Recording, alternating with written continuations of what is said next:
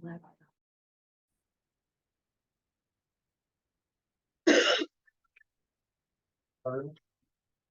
5:59.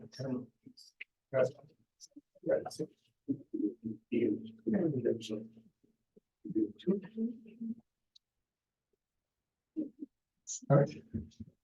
All right, folks, stand for the pledge of allegiance. Get the meeting started.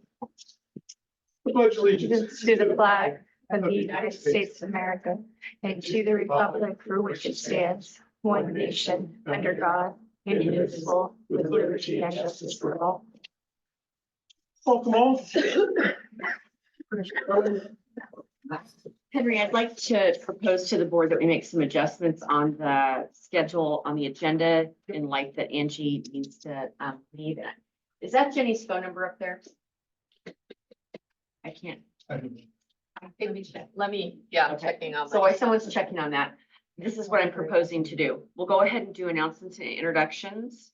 And then we will, we'll hear the presentation from our outdoor school and our Frontier Charter Academy. And then I'm gonna move right into approval of minutes, board focus in case there's something you want to talk about, consent agenda and action items.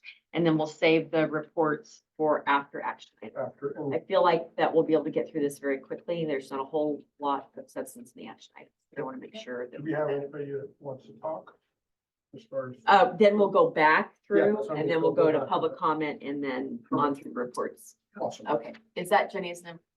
I didn't recognize it from the number. No, I think I know. Yeah, that's on nine. Okay. I can't. Todd is on the phone. Okay, Melissa, do I need to promote Todd?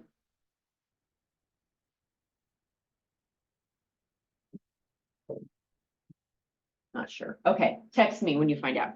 All right, so, our athlete is not here yet, so I'm assuming she will be here shortly.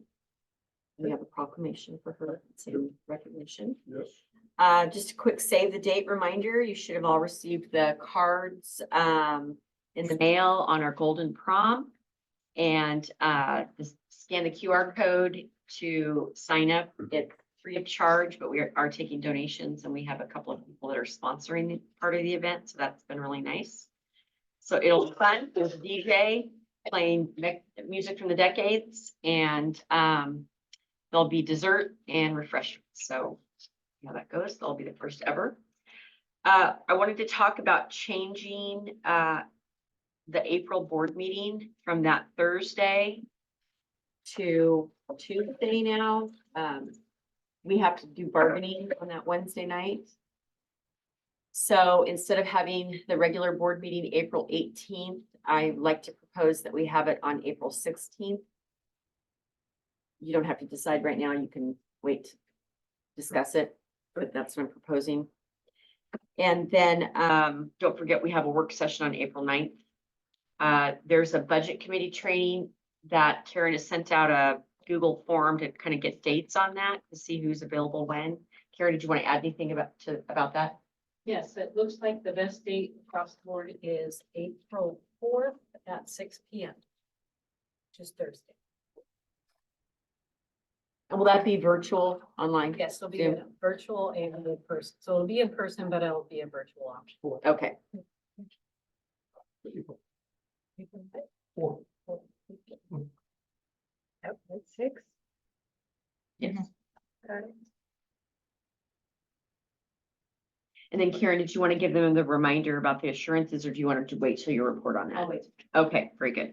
All right, so the first people I'd like to bring up are Tony and our representative from Outdoor School. If you want to take a seat there, and I'll get the screen shared and then I'll give you the power of Flickr. Thank you. Good evening. Pardon my cough. I was sick 10 days ago. And the cough just won't go away. So this is Catherine.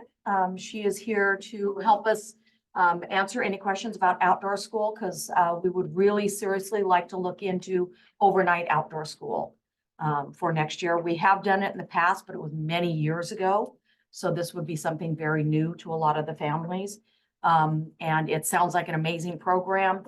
And I just felt like she's the one with the knowledge. It would be great to have her here. So she has a presentation with her. And she can answer any questions that we have. Yeah, so I'll just let her take it away. Well, thank you all for having me here. My presentation is fairly short. I just wanted to give a little bit of information about Straub Outdoors, a nonprofit that I direct, and so I support our education team.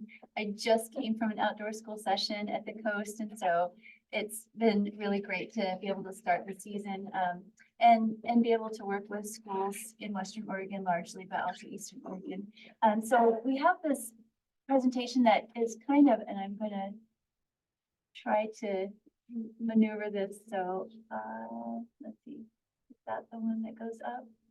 That just makes it larger, so if you might wanna help So her I out was here, thinking because where. this arrow, Yeah, I'm not seeing the arrow. Is it right here? Right there.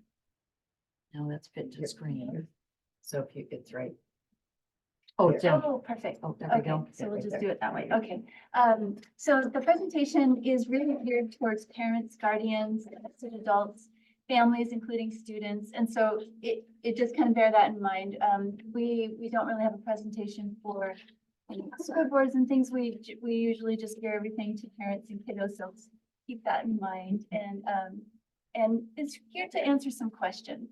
So this is a photograph of taken during a non-residential outdoor school program that we did several years ago. We work closely with Oregon State Parks for our non-residential, which we call Nature Scouts. Our residential program, or overnight, is known as Nature Academy, and we offer 3-day, 2 overnight, 4-day, 3 overnight, and 5-day, 4 overnight. So Shampoo is one of our favorite places because it's close by for non-residential. For the residential, 3 of the most popular sites in our portfolio of 7 or 8 camp facility partners they're all 3 on the Oregon coast. So Wainema Camp, which is just south of Oklahoma City, and I think that's the one that we're talking about. Drift Creek Camp, which is in the Siuslaw National Forest, not far from Lincoln City, and that's where I just came back from. And then Camp Baker, which is just a few miles south of Florence, which is a Boy Scout camp. So we partner with those nonprofits and faith-based organizations that steward those facilities. And we're looking at the 3-day, 2-night. 3-day, 2 overnight, yeah. So a couple things that Tony and her staff asked were involving some things like language support for Spanish speakers. We also had have had interpreters and instructors who speak Russian and Ukrainian. So it's really what is needed for the school, individual school. So the first thing that we like to do is just really be clear about where they're going, because that's really helpful for both parents and guardians and students. So Wainema Camp is a beautiful facility that's situated right on the beach. It's our only camp partner that does have direct beach access, which makes it really special for intertidal ecology and just having fun on the beach. So this is that aerial view of the camp. One side is a freshwater lake. There are river otters. Last week when we were there for an outdoor school session, we saw a nesting pair of bald eagles. We saw a fight between a bald eagle and a red-tailed hawk over a fish. It's just all right there. And for grade 5 and 6, I know grade 5 is really talking about the food webs, and grade 6, it'll be a little bit of a review, but it's a great way to apply that knowledge that we've learned. So that river otter is not the river otter we saw, but there's a family of river otters there. I have a link here to a couple more photos. That is just that aerial view of the facility. So it really is lovely. And this is what they call the conversation pit, which is a place where we can have activities and games or campfire if the weather permits. Go down here. Some of our, we have photo permissions for all of the children pictured, but just some of the intertidal ecology. This is one of our instructors last year. Our educators are with us for a season. This is kind of a proving ground for them. We love to see them go in, and many of them get classrooms of their own or go in into graduate school after that. This particular person, Tiffany, was a marine biologist, and she joined us. She was one of 2 marine biologists that joined us. So our staff either tends to have teaching licensure and a bachelor's or advanced degree in teaching, or they have a natural science or science degree. And we like to have a combination of both. So you'll see they're playing on the beach, and this all has an educational aspect. So this is the terminus of the Columbia River basalt flow, which has happened hundreds of times over millions of years. And it's great for kids to actually see it. And that goes into that earth science. So there's some little forested areas. We work with microscopes. They get to study some things that they find in nature. This is one of those campfires on the beach with Zoe, one of our educators last year. She has a geoscience degree. And so a lot of it does center around the food web and life science, but we also talk a lot about earth science. And I know that's a middle school priority. The Wainema camp is right up here. This is Nescoin. So Oregon's geology is right there. The cabins are clean. They have had some deferred maintenance and new showers and bathrooms put in. It's a really nice facility. You can just see some images there. So it's a great one for kids to be at. Now I'm gonna go ahead and not stop share. How do I get back to that one? Go back here. Mhm. Yeah, great. And if you have any questions along the way, feel free to ask. We do ask the school to provide a lunch or for parent guardians to pack a lunch on the first day. We provide 2 snacks each day and fruit 24 hours a day. The kids get lots and lots to eat, so they are burning fuel in their brains and their bodies. So we want to make sure that they're well fed. We have a meal plan that we call the Ridgeline Meal Plan, and we ask the meal services to follow that as closely as possible. It's just really wholesome, and it also tastes good. We provide for each classroom or cohort of 20 to 32 students, we provide 2 of our educators, and we ask 2 staff people to attend. So that's 4 per classroom or cohort. If it doesn't have to be a classroom teacher, it can be an instructional assistant or behavioral specialist. Sometimes the vice principal comes out and spends a day, so that we have 4 adults per cohort. So that ratio is about 1 to 7 or 1 to 8. Sometimes it's even lower. So these are the 3 areas that we cover, and they are tracking really closely with the next generation science standards and Oregon science standards. We probably of all of the outdoor school providers that I know of in the state focus on social science a little bit more than maybe some of the others. And that's what we call cultural ecology. So how indigenous and immigrant people, including settler colonists, have shaped the land and how the land has shaped them. Our organization, our president of our board of directors is an elder member in the Confederated Tribes of Siletz Indians of Oregon. So indigeneity is a big part of our curricula. We certainly do track with SB 13 quite a bit. Forest and grasslands ecology, and then the freshwater ecology at Wainema Camp, we can add marine ecology too. And these are some of the other activities that we do. So it's not just those field studies or science and social science based. We do wilderness skills and outdoor games, poetry and storytelling. All of the students get a crossbody bag. They keep that. And in that bag, they have a field journal and pencil and a ruler and some other things for their studies, and they get to take that with them. I always love to see when I go to a state park or a campground, every once in a while, I'll see one of our students with their crossbody bag showing their family all of the things that they learned. Nature hikes, but not far. Our nature hikes are about 1/8 of a mile, and I like to stay there immediately. So we like to make sure that everybody feels really comfortable, that nobody feels like it's a forced march, that they can all enjoy it. And we're discovering so many things. Last year, or the year before, one of the students found this bright orange toad. OSU researchers are stumped by it, still couldn't identify it. And if we had been, booking it, we wouldn't have seen that. So we like to make sure that we have time for discovery. Arts and crafts, campfire songs and skits. We have 3 skits that the students can practice and perform during the campfire. They're all nature and natural science based.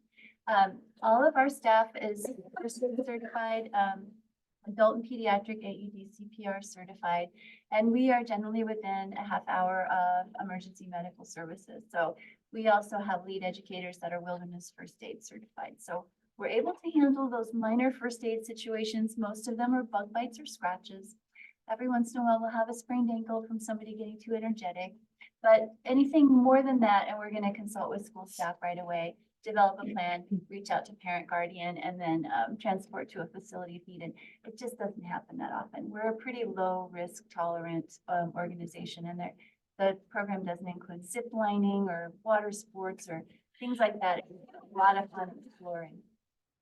And then I know this was another question from school staff, so we like to assuage parents and guardians that absolutely they can contact their child anytime. Wainema Camp has connectivity, it has Wi-Fi. It's really easy. Some schools will have a designated time after dinner when students can call home, check in with family, tell them about their wonderful day. And in an emergency where parent guardians need to contact students, that can always happen too. We love to say if it's during business hours, call the school first, but it's really whatever protocol the school wants to enact. And usually there's a school staff person with an emergency cell phone that they can reach. Everything on this page is what we recommend bringing. These gloves are going to be a little bit overkill for May dates in 2025, as is the hat, but we really recommend rubber boots if possible, and a hoodie or fleece jacket or rain jacket, and long pants. We do require long pants even in May because we're going to be moving through brush and we don't want them to get scratched. The important thing is that all of the things on this page we can provide. So if a student doesn't have those or doesn't have access to them, we have them covered. We have plenty of sizes. They're clean, they're sterilized, and they're ready for use. And I always like to finish by saying we are so grateful to you and all Oregonians that voted to pass funding and reinstate it. When I was just talking with Tony and I got to go to outdoor school as sixth graders, and then that funding went away for a long time and not all schools got to do it. And we're so grateful that it's back. So education and fun is the watchword. I just wanted to say we do have a lot of information and you're welcome to look at that online. If you scroll down, there's a video that I'll end with.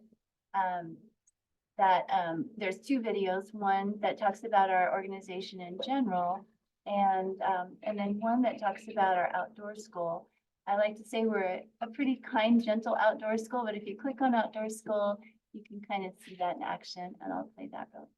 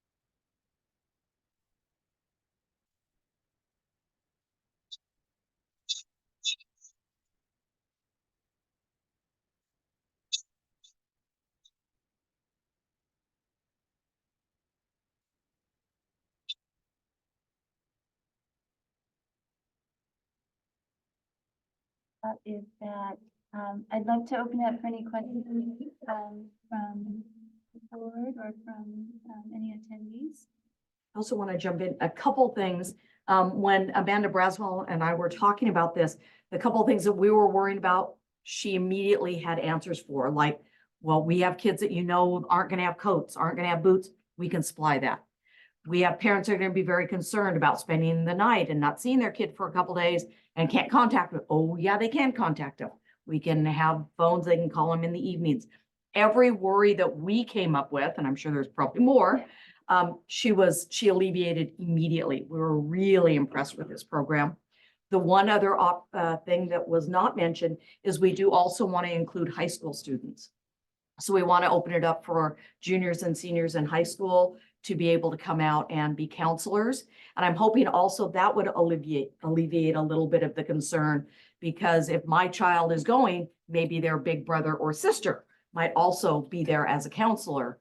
That might help also. And you said you would help train the counselors, is that correct? We have some orientation and training, yeah, that we can provide for the counselors before they arrive and then once they arrive at outdoor school. So yeah, and the same is true with chaperones. If they're adult chaperones, I know sometimes parent guardians, it's comforting to go, and sometimes there's a one-on-one caregiver situation that's a legal guardian, and those are all part of the kind of sometimes there's as many, we'll visit a school or work with a school as many 7 different times or touch points before we actually get to outdoor school.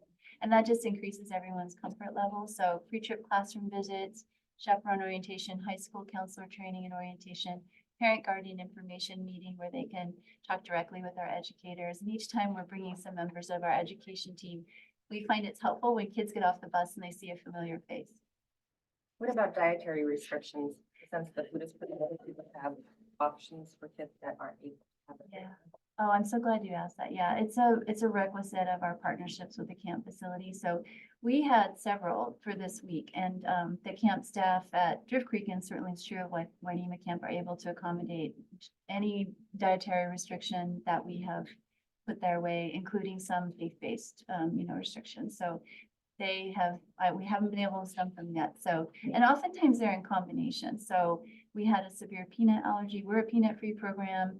We couldn't even have anything that was processed in a facility with peanuts. So it was really, it's anytime there's an EpiPen involved, we want to be really careful about that. And they've been great partners that way.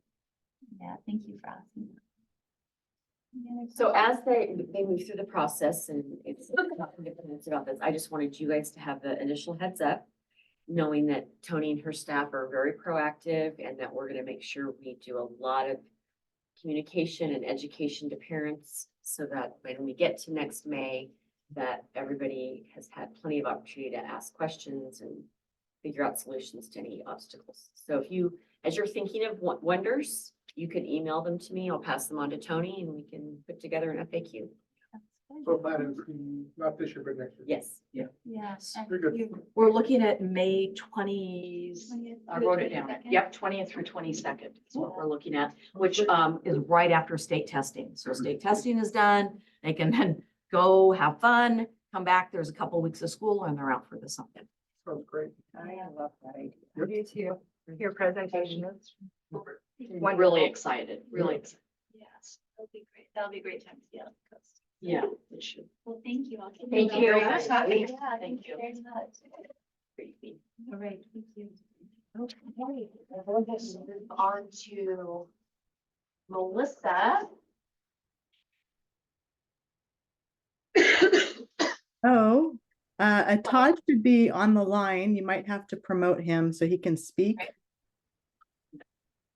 I'll just say while you're getting him on, we use Straub Outdoors for our outdoor school at FCA, and we've really enjoyed that partnership. Well, that's cool.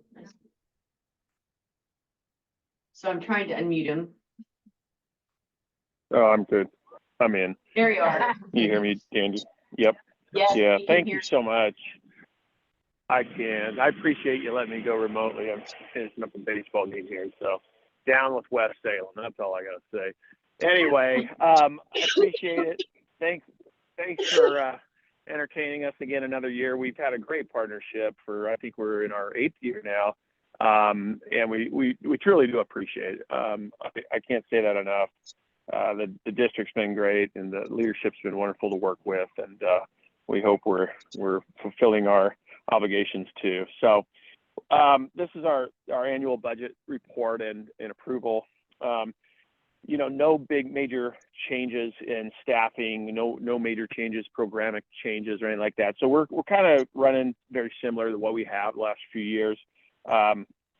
We do estimate that the per pupil funding for our charter school will be 2% more, which is always a help. We're looking at increasing our estimates for increasing our student count would be about 15%. So we're pretty confident we'll do that. We also know we work closely with our other colleagues in the other virtual schools, and they're increasing as well. I think coming out of COVID now for a few years, we're hopefully coming back into that growth model of virtual schools for sure. Our staff this year is going to receive a 2% COLA along with their normal step on their salary schedule. The 2% COLA is a modest one, but we felt very necessary because we haven't given them one in the past, last year anyway. And as we all know, consumer goods and everything is increasing much more than 2%. So we're trying to do what we can to soften that blow for our staff.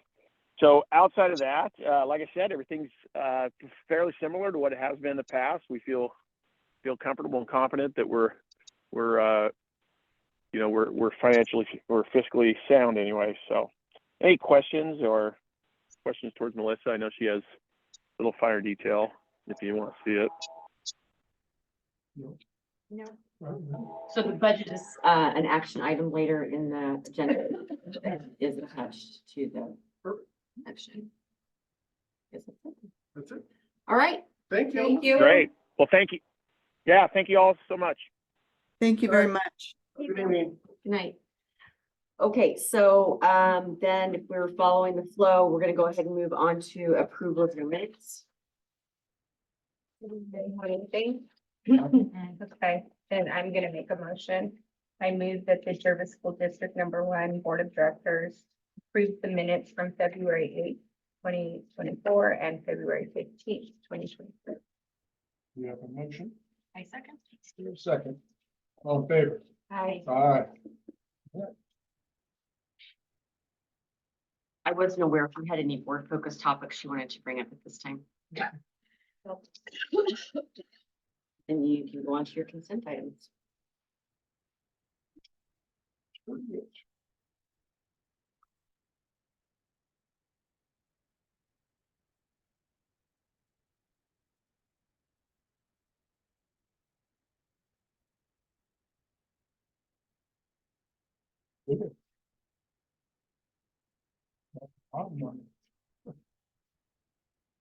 I move that the Jervis District #1 Board of Directors approves the consent items as listed in Mass 7.1, 7.2, 7.3, and 7.4.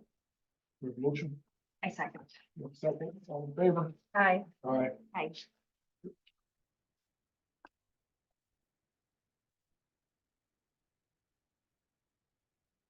Okay, then you're on to action items. So the first one is 8.1, your school calendar. This starts on page 30.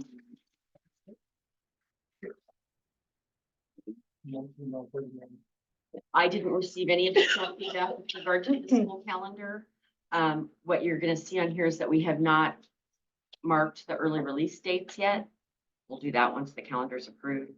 And this calendar is a combination of both the middle school, high school, and elementary school conferences. So once we get the calendar set, then we'll tease out those specifics like we did last year with the two separate color-coded calendars. I move that the Jervis School District #1 Board of Directors approves the school calendar for 2024 through 2025, shown in action item 3-24-8.1. We have a motion.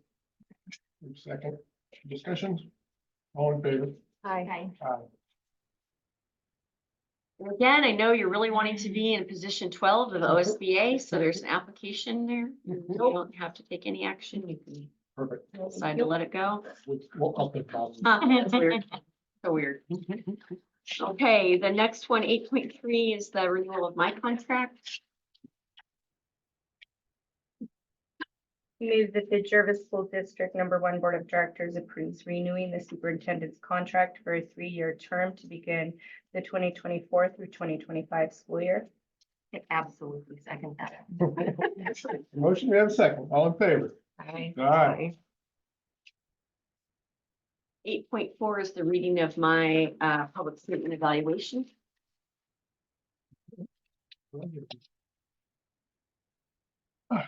All right, so we did an evaluation, and here's our summary.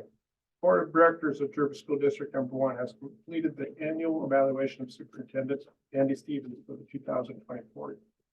Evaluation focused on 8 professional standards. Regarding the 8 professional standards, we determined that Superintendent Stevens performed exemplary in areas of visionary leadership, ethics, and professional norms, inclusive district culture, communication and community relations, effective organization management, effective financial management, and policy governing and advocacy. In the area of cultural responsive instruction and improvement, the board felt her performance was strong. The board and superintendent chose to distribute a targeted feedback survey to members of staff and community for feedback on her performance. The results of the survey were one source of data in consideration of her performance of superintendent. The board compared the survey result in the previous year's results and found increased growth in every area of professional standard. This indicates continued improvement. We'll be working with Superintendent Stevens over the next several weeks to develop goals aligned with our district goals and looking forward to working together to continue the success of our district.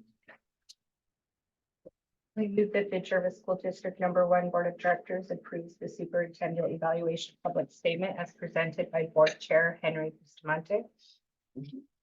I second. Have a second. All in favor? Aye. Okay, next you are on for tonight, the textbook adoption. We have Bonnie Atwood online. So Bonnie, if you want to unmute, I will pull up the presentation and I will be your Vanna. You can just tell me next slide. hear Terrific. me? Thank you, Dandy. Good evening, everyone. Hello. Hi. Hello. Hi, Bonnie. Hi. One of the things that's really exciting about curriculum is our understanding of how students learn is continuously advancing, and that leads to changes in how we deliver instruction.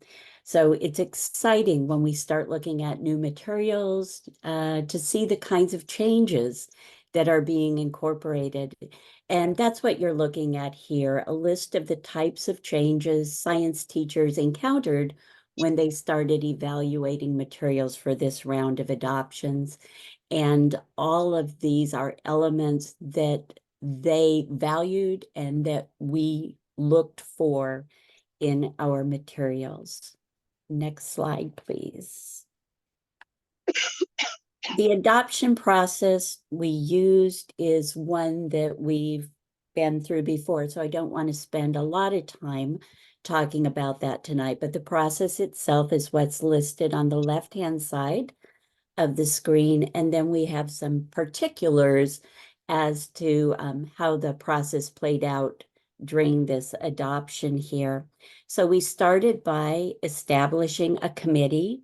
In reality, we had 3 separate committees. We had a committee for the elementary, one for the middle school, and one for the high school. At the elementary school, we included the science TOSA. We included one teacher representative from each grade band, so a kindergarten teacher, a first grade teacher, and so on through grade 5.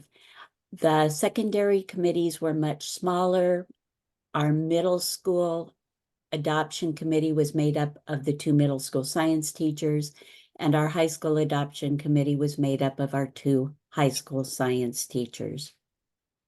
Once we had our committees in place, we developed lists of what we wanted in the materials that we were going to adopt. And then we watched the video presentations of the programs that are on the Oregon's approved adoption materials list for science. And there were a lot of them this time. So the elementary school committee went through all 8 of the state's approved programs. The middle school looked at all 15 of the state approved programs at that level. And the high school teachers looked at video presentations of the 5 programs that were approved for science instruction at the high school level. And we narrowed those programs down so that we had a manageable number that we could evaluate in greater detail. So then teachers reviewed the actual materials that they would use in their classrooms if we were to adopt these programs. So they looked at the print material and the digital programs, and they actually piloted in their classrooms to get a feel for how the materials would work. Then we invited publishers to make presentations. That was a hard sell at the elementary. They decided very quickly which program they wanted, and in the end, they watched one or attended one webinar with the publisher. The other levels, the middle school and the high school, the middle school had 4 presentations, a combination of webinars and in-person presentations, and the same with the high school. They had 3 presentations from publishers. From there, we were able to reach consensus, our desired programs in all 3 buildings. And last week and the beginning of this week, those materials were available for public viewing and comment. Next slide, please. Sorry, Bonnie. No, you're great. Thank you. It gives me a chance to breathe. So the elementary school selected Twig Science Oregon, a program that has been adapted to meet the Oregon standards, so it is very much an Oregon program. One of the concerns at the elementary school is always fitting everything in to their teaching day. And so they were really interested in programs that laid out teaching options, that identified the priorities that need to be taught in each level and each lesson, gave them fast track options, looked at the priority standards, and Twig did a really nice job of that. It also includes lots of ready-to-use literacy instruction. For example, it comes with a word wall all ready for teachers to implement, and that's something that teachers would ordinarily spend a lot of teacher preparation time on. There were wonderfully engaging videos to capture students' attention. There were hands-on and video labs, which again, give teachers more options, especially when you're pressed for time. The lab kits have very clear lists of materials and wonderfully clear directions to go with them. There's a strong professional development component built in for the teacher. And the program is designed to integrate with Wonders, which is the reading program that we're using at the elementary school. So there are a lot of really strong elements in this. So I think this was a wonderful choice for the elementary school. If you go to the next slide, please. This hasn't happened for a while, but we have two different buildings agreeing on a program for adoption. So the middle school also is choosing to go with Twig Science Oregon. They liked everything that the elementary teachers liked about the program, but they really were looking for a program that had high student engagement more than anything else. And the way the science lessons in Twig are implemented, students start with a phenomenon or a real world problem. From there, they generate questions, and then they receive instruction, they conduct research, they put forth theories, they manipulate data. And so they're active learners, and that draws students in, and it creates a high level of accountability at the same time. So they're very excited about the program and the delivery of the program in Twig. And let's look at the high school. The high school has decided that they would like to adopt the McGraw-Hill Inspire Science program. This is interesting because it is a newer version of the curriculum that they are currently using. They are very happy with the curriculum they currently have, and they are excited about all the additions that have been made to the program. For the high school level, the digital is really important because whenever possible, students want to ditch the textbooks in the classroom or in their locker, but we want them to have access to the materials. And the Inspire Science allows students to access those materials offline, and the materials automatically reformat for whatever type of device students are on. So it becomes a more portable, more user-friendly program. It also is phenomenon-based. It has engaging videos and data that the students can manipulate on screens. It has interactive reading, where at the end of each paragraph, students need to answer a question to move on. And if they get the question wrong, they are prompted to submit a new answer, or they are redirected back to the reading where the information they need to answer the question is highlighted. So it has lots of supports to drive students through the curriculum. It includes a STEM project in every unit, lots of connections with science careers, and also a world data analysis in each unit as well. Let's look at the next slide, please. And while we were looking for science curriculum at the high school, we were also evaluating our current high school course offerings.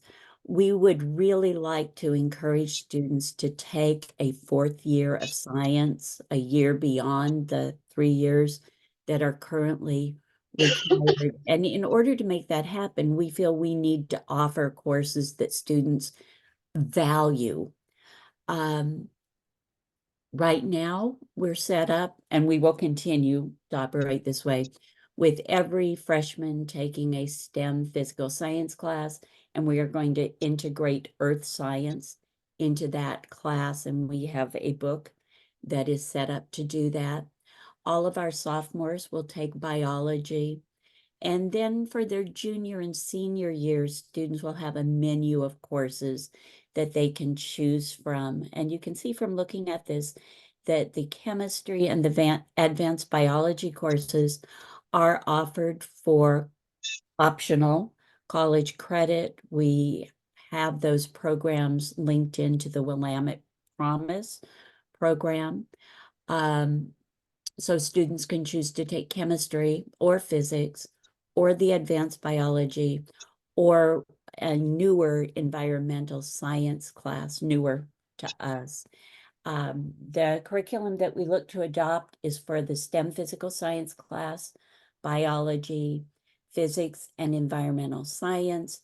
The materials for the chemistry and the advanced biology courses are provided through Willamette Promise. And that's what I have to share. Do people have questions?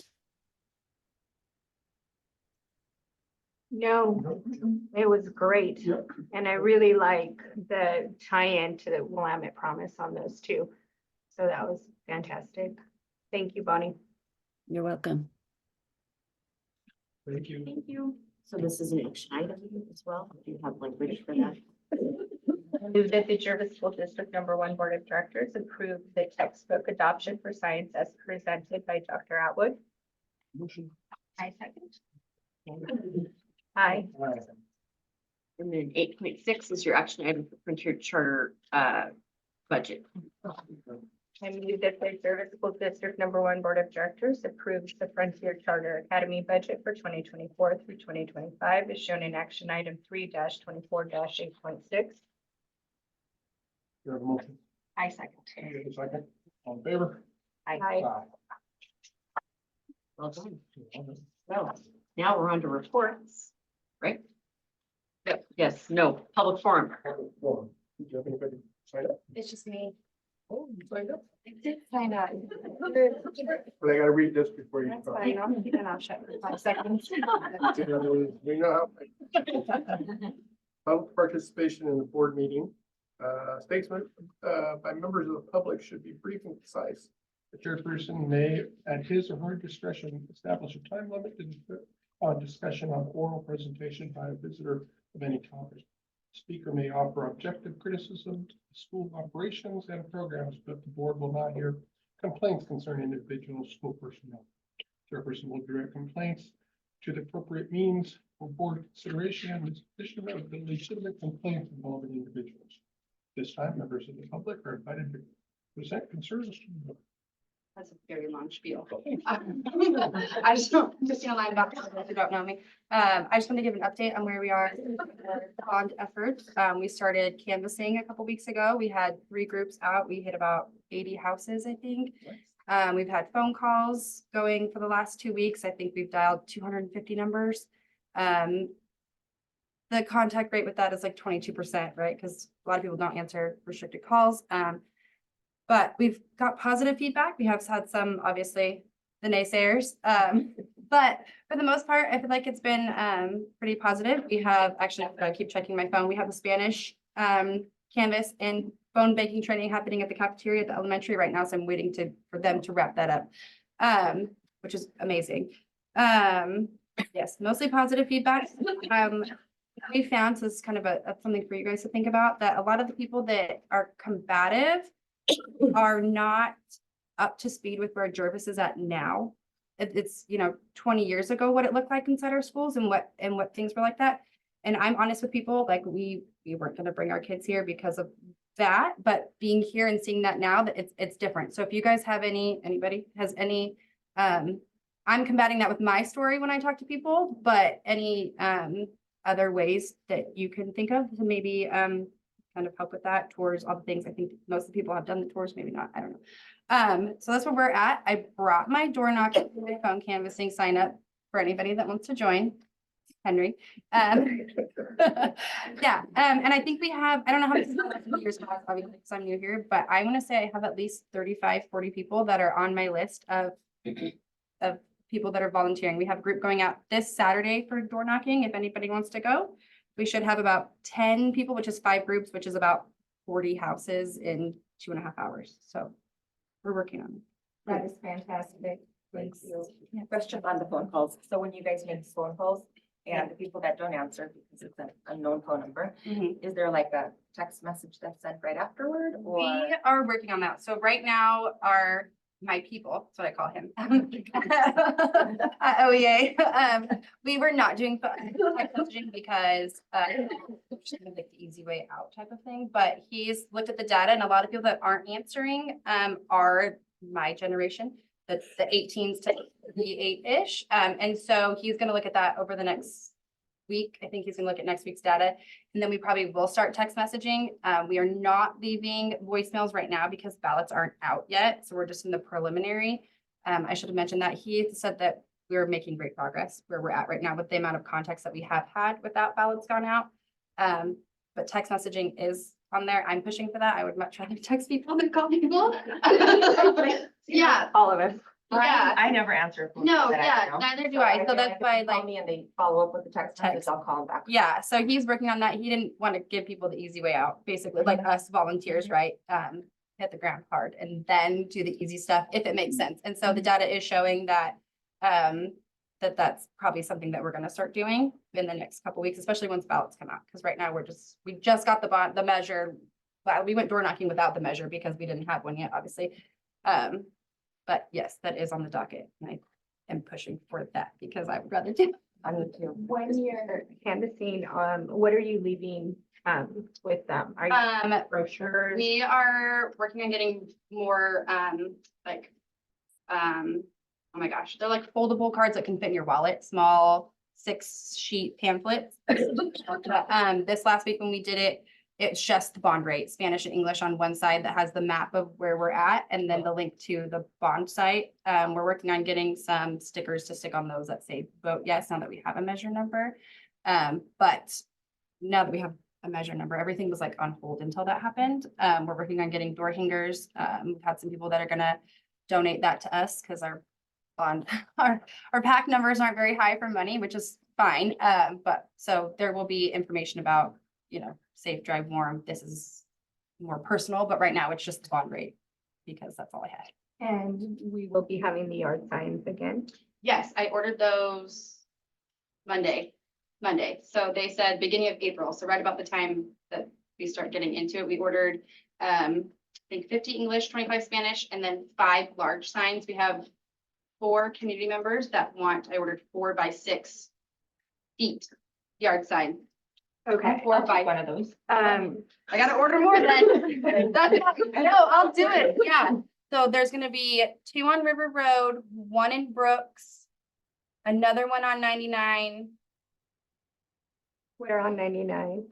Pacific Stair in Brooks, just, Right so there. they're gonna put one out, and then, that's a great question. We're on 99, one of the Zelensky properties. He said he has multiple road access spots, so. Yeah. I have a spot too as well over in that area, over in the what is the, over there where like Chandel, I don't know what they're calling that complex or whatever, but it's like right by the highway.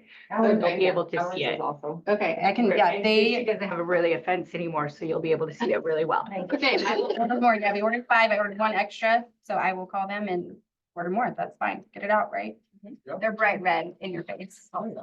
You can't ignore me.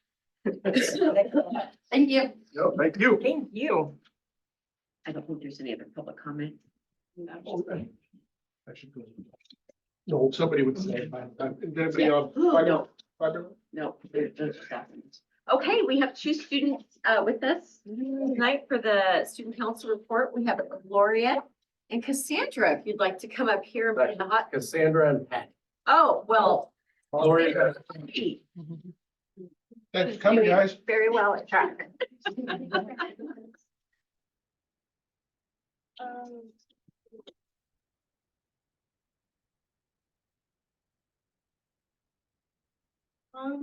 So we'll just touch up what's been going on at the high school. So first we have sports. So the first one we'll talk about is track and field. They had their first 2 meets last week. On Thursday, there were 55 personal records at Silverton, and on Saturday, 13 at the Malala track meet. Today they obviously had a track meet at McMinnville. Softball took their first win versus Western Christian by 14-0. And then today they also had a home game against Colton, making it their 6th game in their season so far. For baseball, the North Mariana Jervis baseball team has been ranked #1 in the preseason with Jackson, our Jervis baseball player, as the starting catcher. The next one is gonna be the FFA. So our FFA is on their way to a state conference in Redmond. The next one would be College and Career Center. The College and Career Center has been actively giving scholarship information and taking students, prioritizing seniors on trips from community colleges to public and private universities. These last 2 weeks, they have been to Pacific University and Oregon State University, where students have shown interest in attending but have not had the chance to visit the campus, and some have committed to OSU. They also developed Santos for getting the OSU Presidential Scholarship, making it special by inviting her family and friends to be presented when rewarded. Conferences, students showed up with their parents who were updated about their children's grades and behaviors. And then we have the Dornbecker pageant, where family and friends and community members filled the seats and cheered for the contestants of the Dornbecker pageant, which raised over $6,000 by the end on Saturday, March 16th. It did raise the most money and was crowned Miss Jervis, along with Josiah Cruz as Mr. Jervis. And then for leadership, we're currently working on prom. We're contacting businesses and other potential sponsors for prom, and then we're signing up for bond calling and door knocking. And then as well as someone mentioned, the Golden Prom, where leadership students are helping Miss Later find decorations for the Golden Prom, and some of us will be chaperoning the day of. Make sure you. Wait a minute. Appropriate dancing on this. I don't know if it's gonna be appropriate dancing. Diego is my +1. Gonna get crazy. Other than that, that's all we have. That was a wonderful. Thank Thank you very much. Thank you, ladies. Good job. And I have to say, our coaches are doing a fabulous job, Yeah. every single one of them. So, we are going to postpone the ELD legislative report. We'll move that to the work session. And so I'm actually going to start with elementary school for their report because, I don't know if you've met Kaylin in her role as TOSA, but Dusty is on the family road trip. Yeah. Meg, you should be on the Gulf Coast by now. Yeah, they're Not totally jealous at different time all. zone. Is this The orange. We're orange? Okay. And do you want to be in charge of the clicker? Check. So this is the Youth Truth Survey and then the new intervention. I kind of feel like with the Youth Truth Survey, if you guys have any questions, can I do this without screwing anything up? Yeah, you're good. If you guys have any questions, go ahead and interrupt me because it's by category. So it might get confusing if you have a question to hold it and come back to it. So here we go. From our consultant summary, he said there was a slight improvement in all themes, with a notable improvement in emotional and mental health. That's been a target for us after COVID for all these years. So it's nice that that's finally being noticed.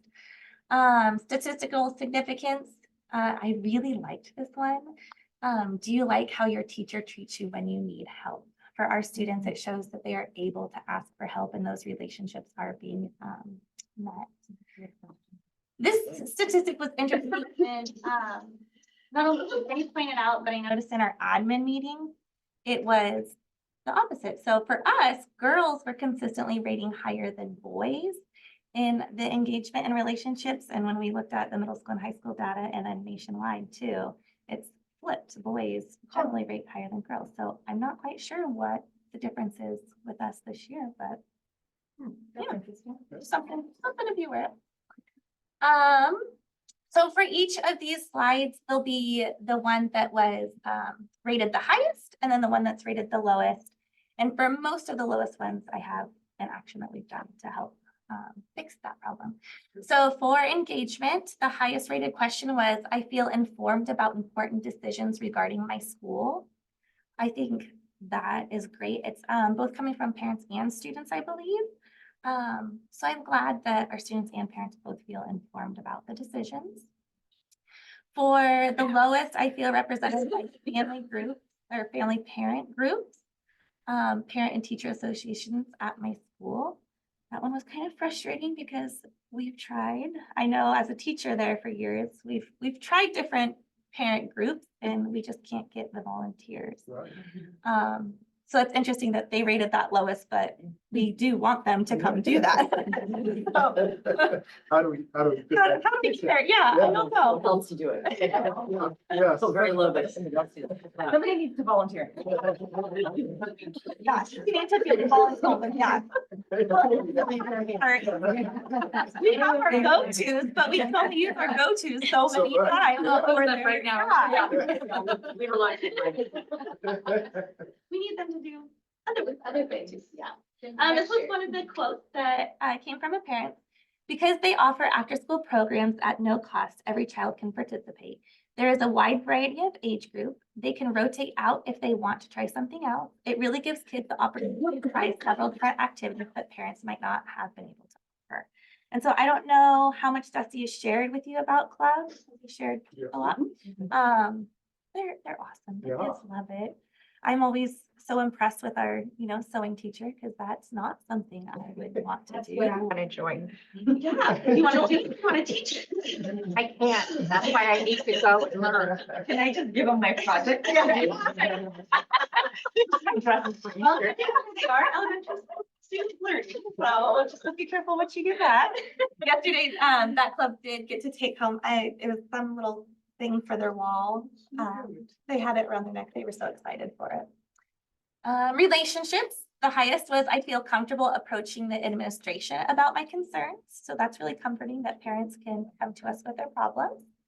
But it was interesting for the lowest that I feel comfortable approaching teachers about my child's progress. So I know we have Dojo and they can email and they can call the office and we'll connect them. But something that we did different after receiving this is for the spring conferences, we did make enough slots so that families could come, which before it used to be just the families that teachers thought they needed to speak with. And so after seeing this, we did give all families the opportunity to come in. And it was actually pretty successful and teachers enjoyed it as well. So that was nice. So from the beginning of switching my daughter to the school, the teachers have been warm, kind, inclusive, and professional. I feel that my daughter and I are supported by the teachers and staff as they have been friendly with us and super helpful. Thank you, Jervis team, for working with my family. That's always nice to hear. Yeah. So for our culture, our highest was my school creates a friendly environment. And then for the lowest, my school runs smoothly. And so the industry weren't quite sure how to dig into my school doesn't run smoothly because we feel it runs pretty smoothly. So, yeah. I think you also have to think about the time of year it's given, Yeah. who's answering the question. Also, what's maybe going on at their home life. Right. And Affecting the school. Yeah. Normally behavior, not what I deal with, starts at home. Jervis offers a basic education, nothing wrong with With that, and the family-like atmosphere makes up for it. However, academic rigor is just not there. Opportunities are limited, no tag, limited STEM, limited opportunities to meet the world as it rapidly changes. Hands-on project-based learning should be the future of education needs an overhaul, but that isn't Jervis's fault on its own. I'd like to make a comment on that. First of all, I think that I actually see us actually stepping up. I think one of the greatest things that you did right now was to send out a letter about the fact that we do need to hold kids accountable for being tardy, that there's actually a plan for that, and that we're expecting a lot more from our students. And I also want to say that I'm really happy that we actually did start the tech program up again. There's a lot of things that, especially with COVID, and we haven't had an opportunity to recover very well from that. So I feel like we are actually on track right now. I wish we could see which parents left these quotes. Because I'd like to invite them in and show them the curriculum and show them the rigor of what we're doing, because we've gotten, K-12 curriculums that are advancing our students. We have amazing intervention programs in ELD science that's going on that they're not always seeing. sometimes I think that they take what other schools have and all the stuff that they have in their classrooms that we aren't able to provide due to, the bond, hopefully. And I think that's what they apply towards some of this. some of the. Yeah, and you'll see, I keep hitting that too. Think of it. No, it'll come up. You'll see the bond comes into play here. For communication and feedback, teachers clearly communicate expectations for my child's progress. So we're communicating where they need to go, but then they receive regular feedback about my child's progress. So what we're doing with that, I know they're kind of, but what we're going to do is next year, at open house, we're going to make sure all parents are able to sign up for our Power School. I know middle school and high school uses it, but the elementary hasn't really connected parents to our grade books. So we are going to make sure parents are connected. We're going to make sure teachers have them updated regularly. And then we're going to send more reports home so parents can see that. So teachers generally care about the success of my student and making sure they are adequately supported. The staff and teachers are open and friendly. They are responsive to questions and concerns, and they keep me informed about my child. So again, kind of contradictory to that lowest one, but that's okay. So this is the resources one. The highest, my school sets high expectations for students, and then my school has the resources necessary to achieve the learning goals. And you'll love these quotes, at least Andy will. They're pretty much, you're good. Our facilities are not safe for our students. In North are the too hot and too cold classrooms. Our kids cannot focus and learn in an environment such as that one. It's one of the best schools and staff, but facilities need major repairs. And then because there is nothing to fix, but the buildings themselves, the staff is wonderful and everyone is great with teaching and the kids. They just need a better place to do it. You need some. Okay. It's on it, so. I don't want to spend it all, because everything is so run down. So these are quotes from. School safety, my child is safe from bullying during school. We really try hard for that. And then my child's learning environment is safe. And as much as we could dig into that, I think it comes back to those facilities. I like the school environment, how welcoming the staff is. I feel very comfortable dropping out my child because I know she is in good hands. I love the way the principal treats the kids. He makes them feel secure, comfortable at school in general. I feel that Jervis is the best school district for my child. So that'll kind of wrap up Youth Truth before I go on to intervention. I'm so sorry. Thank you guys all for being here. I'll say a prayer for you. Thank you, guys. This is yours. Thank you, Angie. Okay. So our intervention, we are really excited about this and we're excited because we have the opportunity. So Dandy came to us, what, a month ago? And said, we've got to do something for these kids. They cannot go to middle school and be 2-3 grade levels behind. So our plan of attack is to hit 5th grade and to hit 3rd grade. We're going to give 3rd grade 30 additional minutes in reading and 45 minutes in math. And then 5th grade is where we're really going to hit them more, 45 additional minutes in reading and 90 minutes in math. We've hired 2 amazing teachers. When it first came down, we had the opportunity to hire 1 teacher and 1 IA. We didn't get any applicants for the IA position. And so we were talking, Creighton was offering to throw us more money for another IA position. And we're like, let's have some applicants. And so he got some money from, is it ODE, I think? He had Somewhere, yeah. somewhere. And so he's like, what about another teacher? And so we had 2 applicants. We interviewed them. They were amazing. We are so excited to bring them on board. And so we're ready to see this through. So looking at our schedule, I know I shared with you the minutes, but you'll see 5th grade, they're still going to get their reading and math time with an extra reading intervention and extra math.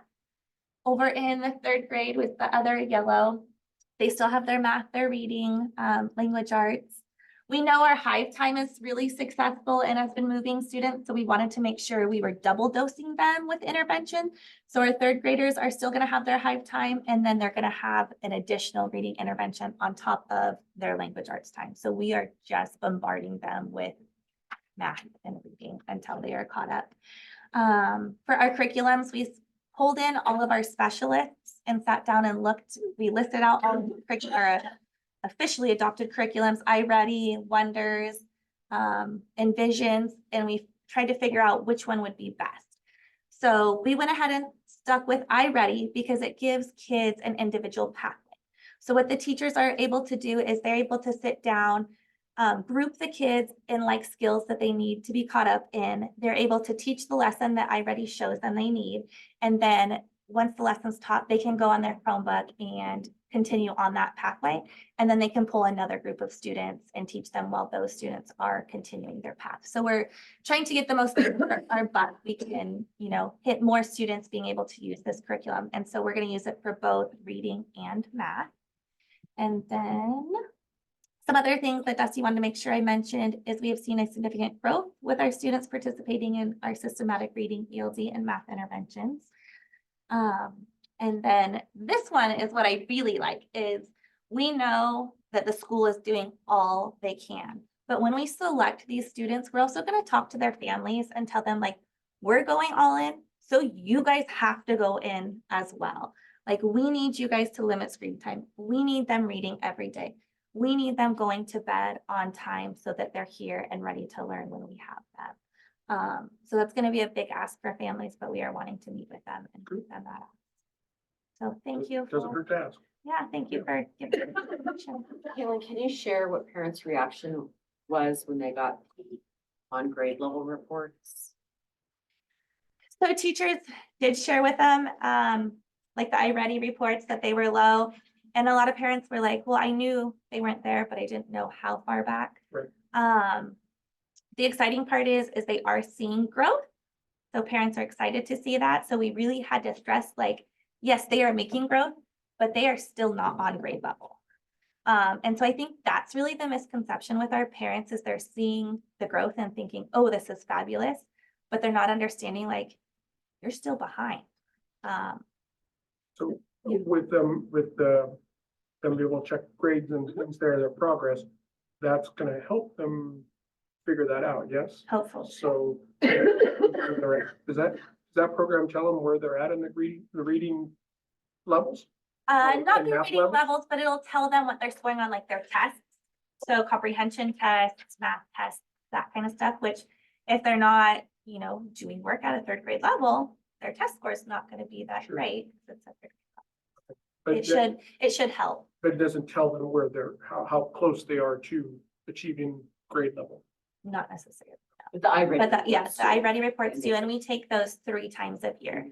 So we will have them, we always have them for our first conference, we'll have them for our spring conference, and then they ship out at the end of the year with the report But card. they can't look at that. And we only do it the 3 times, so it's not updated throughout the year as much as Power School.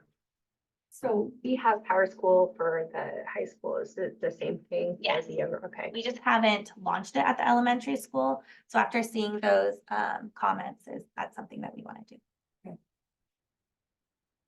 And those parents were also shared with the idea that this might mean you have to go to summer school Mhm. and it's gonna be a non-negotiable. Is that accurate?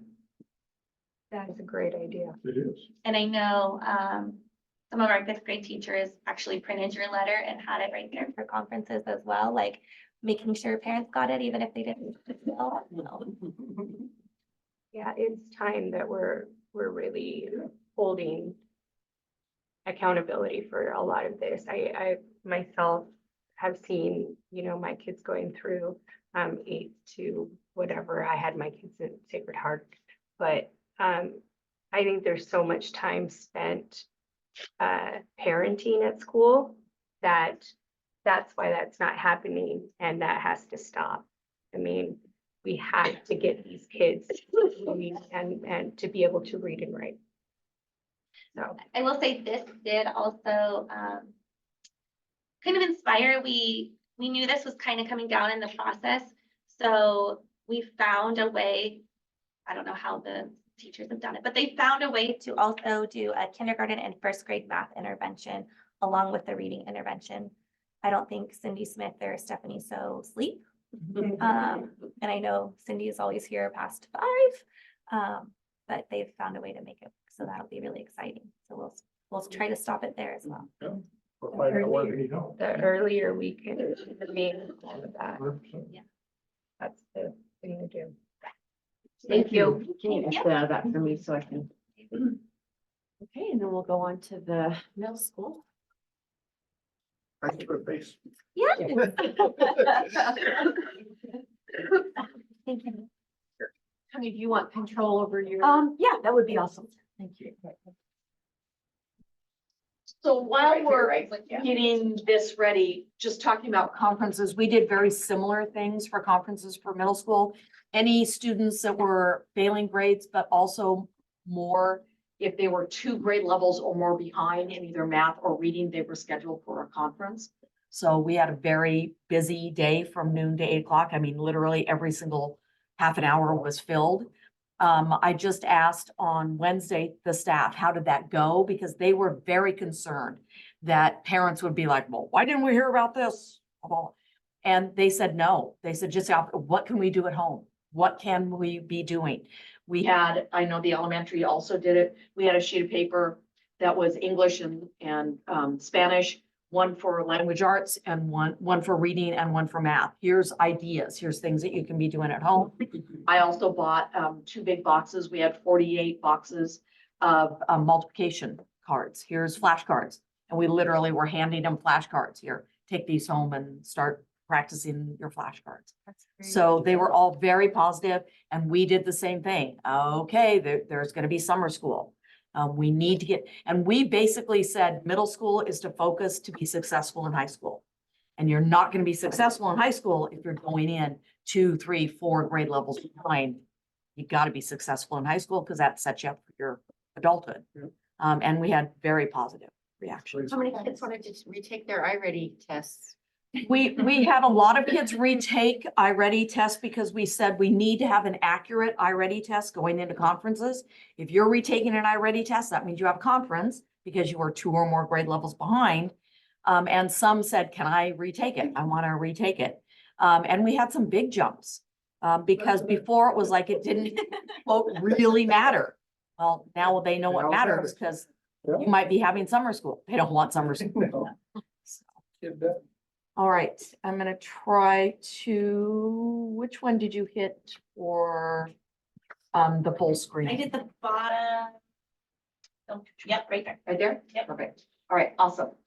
So Caitlin really focused on family and parents. Parents are much more active in elementary school than when you get to middle and high school. So we had little to no response for families. But when you get into middle school, the students themselves take the survey. So it's different than it is for elementary. They literally sit at the computer, they have questions, and they click on their responses. So I have a lot of slides. I'm going to kind of book through it quickly here. Most of it is focusing on the students and their responses. And then I have a couple for staff just to share with you. This was shared with the staff on March 13th, so just like a week ago. And I had a team sit down and go through the results, and they are the ones that presented it to the staff. So that was Fenya, Kim, Lucas, Liz, and Angelica. So just to give you guys some basic information, oh, I'm not sure how to, is there a way to get this off? You can move it to the side. Just click on the black box anywhere. And Like anywhere here? online, they're still seeing Kaylin's. Oh, Oh, oops. do a stop share. Here. And then I'll reshare.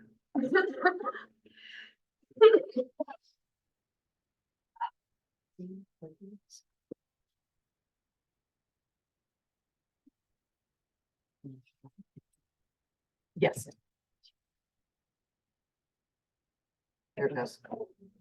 And then how do you get rid of? Oh, sorry. Got sidetracked. No, it's, So you just have to move it. oh, I see. It doesn't collapse. So just Okay. at the top. All right, it's okay. Yeah. Okay. So just some logistic stuff, because I don't know if you know much about Youth Truth. This report compares Jervis Middle School students' ratings to 568 different middle schools around the country, and they all take it relatively about the same time of year. So this was taken in November, and we only take it once a year. So we'll take it again next November. And just in case you don't know where Jervis is. Since your grade grades. So the student survey, there are 5 categories: engagement, academic challenge, culture, belonging and peer collaboration, and relationships. That was taken at outdoor school that they went to in October this year. So compared to other participating middle schools, our highest ratings were in engagement and academic challenge. And our lowest, which kind of stumps our staff, is relationships and culture, because that's always been an area that we've really thought we shined in, that with relationships is what we had. So that was interesting that's what, this comes again, remember, from the students, and this was in November. Oh, going the wrong direction. So the highest rated question that came for us was, I enjoy school most of the time. I think that's good to hear for middle schoolers, because I hate to say it, middle schoolers are kind of grumbly, and especially as they get closer to 8th grade, they become more grumbly. So when they don't want to admit it to us in person, but in a survey when it's anonymous, we kind of like school. The one that came the lowest was, how many of your teachers try to understand what life is like outside of school?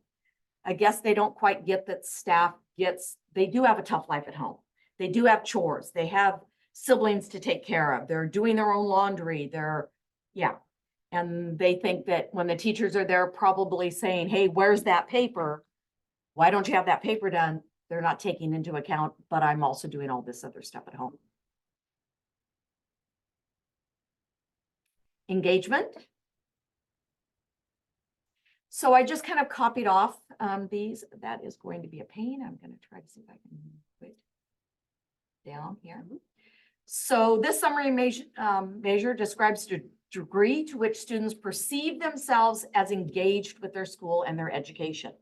Are they involved in it? Do they care about it? Things were pretty positive. I think I'm going to stand. So this is this year right here, and all these will look very similar to you. This was last year, and then you can go down from here. And then it's also separated out 6th grade, 7th grade, 8th grade. And you're gonna see a little bit of a same thing here. Our happy-go-lucky 6th graders are very happy. Then we get down to the grumbly 8th graders. They get a little less and less here. The black mark right here, that is the rest of the schools around the United States. So we're doing pretty darn good. We are much higher rated than a lot of the other schools around the United States. So that's really nice to see. They're, Hang on. No, you're good. yeah, That's fantastic. Let me stop. yeah, there's a lot of really positive. I am getting a high quality education at this school. Look at our 6th graders. Woo, they're loving school. Love those 6th graders. So this is, and you also see almost all of it, we have increased. So again, this was last year and this is this year. And then look, as you go down, there's our grumbly 8th graders. I have like 2 slides for each one. This is the academic challenge. This describes the degree to which students feel they are challenged by their coursework and teachers. So again, a big jump from last year, but look at compared to the rest of the United States. 6th graders, again, wow, they're way over here. They really feel like they're being challenged. But remember, this is in November. So they're used to being in a 1 classroom with 1 teacher. This now they're going around to different classes. They're seeing different teachers' expectations, trying to figure out what they want. So yeah, it's a scary world for 6th graders. Lose my mouse every time. I feel like I will be ready for high school classes when I finish middle school. Again, we're way above the national and have increased from last year. And then again, 6th, 7th, and 8th grade. 8th grade is actually above 7th grade. But they feel like that they are being prepared and getting ready for high school, which is, that's what middle school is for. Culture. Adults from my school treat students with respect. I love this one. Look how high everything is. I love this. 83rd percentile compared to the rest of the United States. And look at the big jump from last year to this year. I was really impressed with this one. And we're all very high. All of our grades think that our teachers are adults. So not just teachers, but all the adults treat them with respect. I feel safe. As I talk to students, I say the one most important thing for me first is safe. If you are not safe in your school, you cannot learn because you're just so consumed with everything else. If you don't feel safe, you can't read, you can't write, you can't do anything. Not quite as high as the other ones, but again, we're still very high and a big jump from last year. And again, all of our kids are feeling much more than the national average, but they're feeling safe in our school. That's good.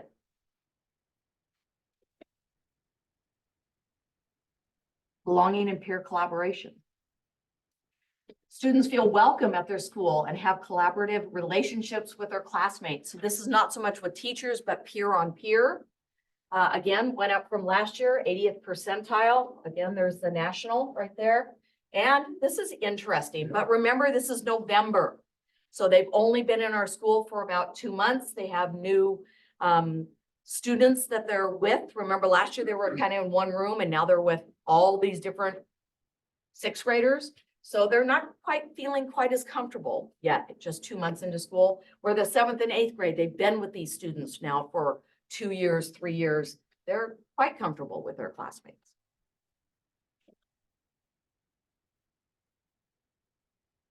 I really feel like part of my school's community. This one is an interesting one. And the group, when they got together and talked about this, I wish Angie Turan was here for this one because we're going to definitely talk about this. So feel comfortable with my school. Again, they were really high, but we then pulled out, let's look at the different white Hispanic. And this is white Russian descent. Look how low it is. And this is not feeling part of their community. And I'll talk about that here in a minute, what we're going to do about that. But that kind of shocked us. What is going on for the the Russian kids not to feel like they belong and are welcome and part of our community. That is so interesting. It was because really I interesting. feel like this year, we have had so much more engagement with our Russian community, especially having kids come in and play sports. This was November. And this is elementary school Oh, as I'm well. sorry, you're right. I mean, You're middle, right, this is excuse me, middle. middle. No, you're right. I'm sorry. Yeah. I still feel like there's been a lot more engagement from our, Yeah. from our Russian community. Yeah, we At were the shocked by games and this. everything. It is shocking. Yeah. Yeah. Our relationships. Students feel like they receive support and personal attention from their teachers. So this again, really high, big jump from last year, which was really nice to see.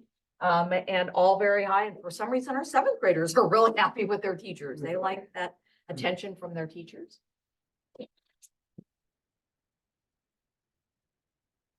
How many of your teachers try to understand what your life is like outside of school? This is the one that we struggled with at the beginning, that was the low percentage. So here's your national. So you can see we are, and again, this is sixth grade. We've been there just for 2 months. They may not feel comfortable with their teachers yet. Maybe they are not, just having conversations with them. So very low for sixth grade, seventh and eighth, a little bit higher, but we have a ways to go on this one. What is life like outside of school?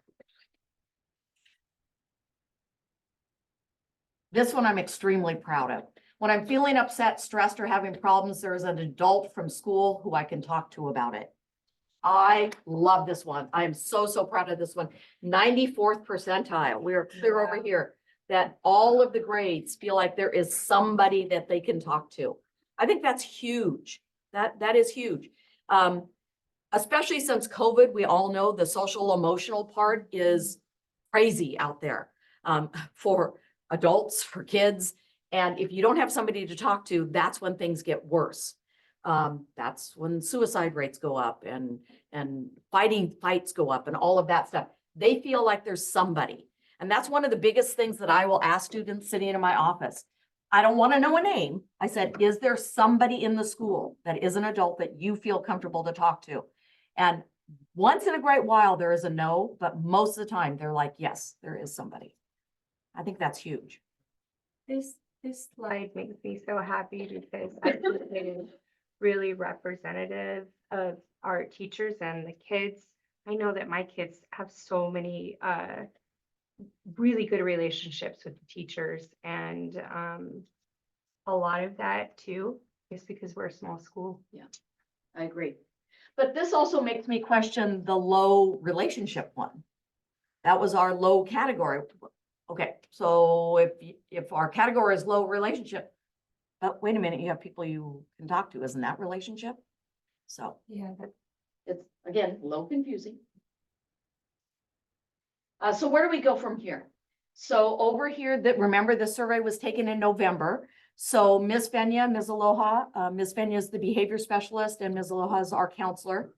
They are going to be going into the classroom after spring break and going during our homeroom time to talk to students about the Youth Truth results, specifically also the sixth graders. How do you feel now about some of these things? Are you more comfortable with your teachers? Just to kind of see how are things going now? Because we don't take another survey at the end. It would be interesting to see how are things changing, better, worse? Over here, focus group, this is something I asked Ms. Venya to do, and she has agreed with parent permission, so we will call parents ahead of time. Ms. Venya is going to create a focus group with students of the Russian descent. What can the school do to make them feel more welcome and part of the community? And what can we do to improve the relationship between staff and students? Get their perspective. Ms. Venya has a great relationship with the kids. They love her. I love her. I could duplicate her. It would be amazing. I don't know if Andrew would like that. She's fine. One of hers fine, he said. But she has a great relationship with, so I really want her to sit down with a group of 6th, 7th, 8th grade kids that are Russians and just let them talk and see, what's kind of going on. Thank you for organizing that. and tackling that. Yeah. It's really important. Staff, just very quick, just a couple things. The staff also take the survey and theirs is also on engagement, relationships, culture, professional development and support, school safety, diversity, equity, and inclusion. I just have a couple slides here. Staff experience positive relationships in their school based on respect, care, and approachability. Nice jump from last year, again, above the average. So they do feel that they are being respected, cared for, and their school is approachable, the staff is approachable. So I think that's a good positive. My school puts practices in place that include staff of diverse backgrounds in decision-making process. This is a tough one because remember, we're a really small school. We literally have like 12 teachers. We have 4 instructional assistants. We're a really small school. So I would love to see this higher. I'm not sure why this appeared and I couldn't get it off, so I just left it. But it's really hard to get diverse people in leadership positions. And I really try to do that when I do committees. I try to put 1 staff member for each grade level. I try to put instructional assistants in there. I try to put counselors in there just because there are different perspectives because of the position that they're in and just their backgrounds in general. So that's definitely an area working on. And that's it. So, questions? No, it's There's a lot of good information. very good. Very proud of my school and my staff and my students. It's a great place. We are very proud of them too, and you've been doing an excellent job. Oh, thank you very much. I appreciate it. And the no phone thing is still working well. Yeah, it's working great. It really, really is. In fact, somebody just recently mentioned we haven't taken a phone away in a long time and it's literally in their pocket and they'll be like, Mrs. Johnson, she's got an eye for that. What is that rectangle in the pocket? It's got Mrs. Johnson. They take it out. Okay, you take your phone, it's okay. But yeah, and Kim Vela, who was our science teacher, we just did science state testing. And she said last year, it was like, okay, you can't have your phones in here, take them out. And it was like, boom, boom, a whole bunch of phones came out. She said they did the same thing. And she said, she prefaced it by saying, you're not going to get in trouble, but you cannot have your phone in here. And she said, one phone the whole time of all, and that was 8th grade. One phone was taken out and put aside. So that's pretty impressive. Tony, do you feel like not having the phones accessible all the time has helped with the online issues, like the social media issues? I do. I really do. And I really like it for just like I was just watching like recess. They're talking to each other. There's kids they're walking in a circle, exercise. They're walking around and they're talking with their friends as they're walking. Before it was like they were constantly on their phones sitting on the side. We have the different games. They're playing ping pong. They're doing stuff. They're playing wall ball. They're playing foursquare. And I have not had one complaint since I think the beginning of the year about why don't we have our phones. I think it's been a game changer. I do too. Now we just got to get it up there in the high school. Yeah, you know it's coming. Good luck with that one. You said it. You got them coming. You got them praying now. They're going out. Just slow. Blue. See, there's that rectangle in the pocket right there. Look out for it. Wow. You need the slides for me. I So we don't fly around with it. Okay. It's go. Big back of the mouth. It's always young. That's it. Hold on just a second.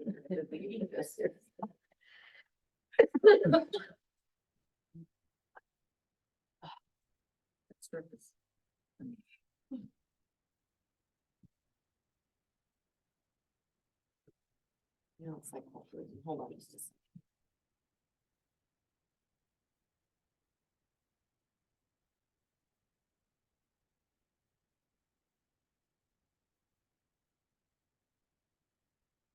Please just. Thank you. So the first 4 slides are just updates on things at the high school, and I'm gonna breeze through it pretty quickly. A lot of it you guys probably already know. So some things in the works right now. We're planning for next year. All forecasting is gonna happen in April, right after spring break. Followed by master scheduling, which we've already started. We already have our first draft of the master schedule for next year. You heard a little bit about some new science opportunities. And we also have a new math pathways that's gonna come about, so. Brand new EMT program at Brooks. We have 2 seniors so far that have applied for that. It's first come, first served. You have to be on track. We're hoping to get more seniors, so we're gonna keep advertising. But they'll be fully EMT certified after that program. They'll go there half the day, just like Waka. Waka has a new dental program that they're gonna start next year. How many slots are in that EMT program? It's first come, first serve. I think they have a total, I wanna say like 25 or so.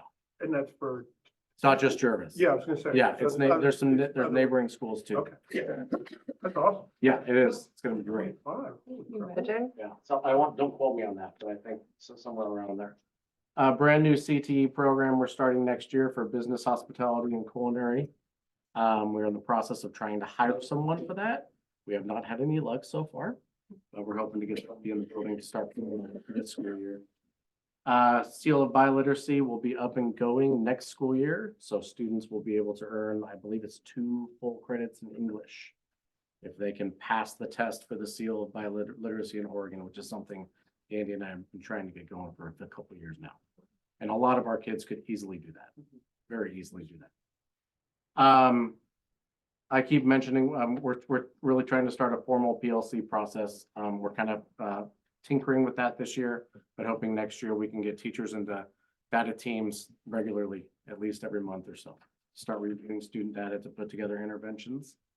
I mentioned the new math pathways GED program is already up and running. Saves the district money because we don't have to ship kids out to Chemeketa. They can just get their GED here at Jervis. We tend to get a lot of seniors coming in that are credit deficient, so it's an opportunity for them. And yeah, we're planning for summer school, which we're hoping will be extremely huge and beneficial for a lot of our students. Andrew, how many of these students actually get GEDs from here? This year, it's been one in our building. Okay. Yeah, yeah, so far, yeah. A lot of the college and career stuff, just so you see, those are all the visitations or field trips we've had on the left. Air Force came, Serendipity Art came to the building.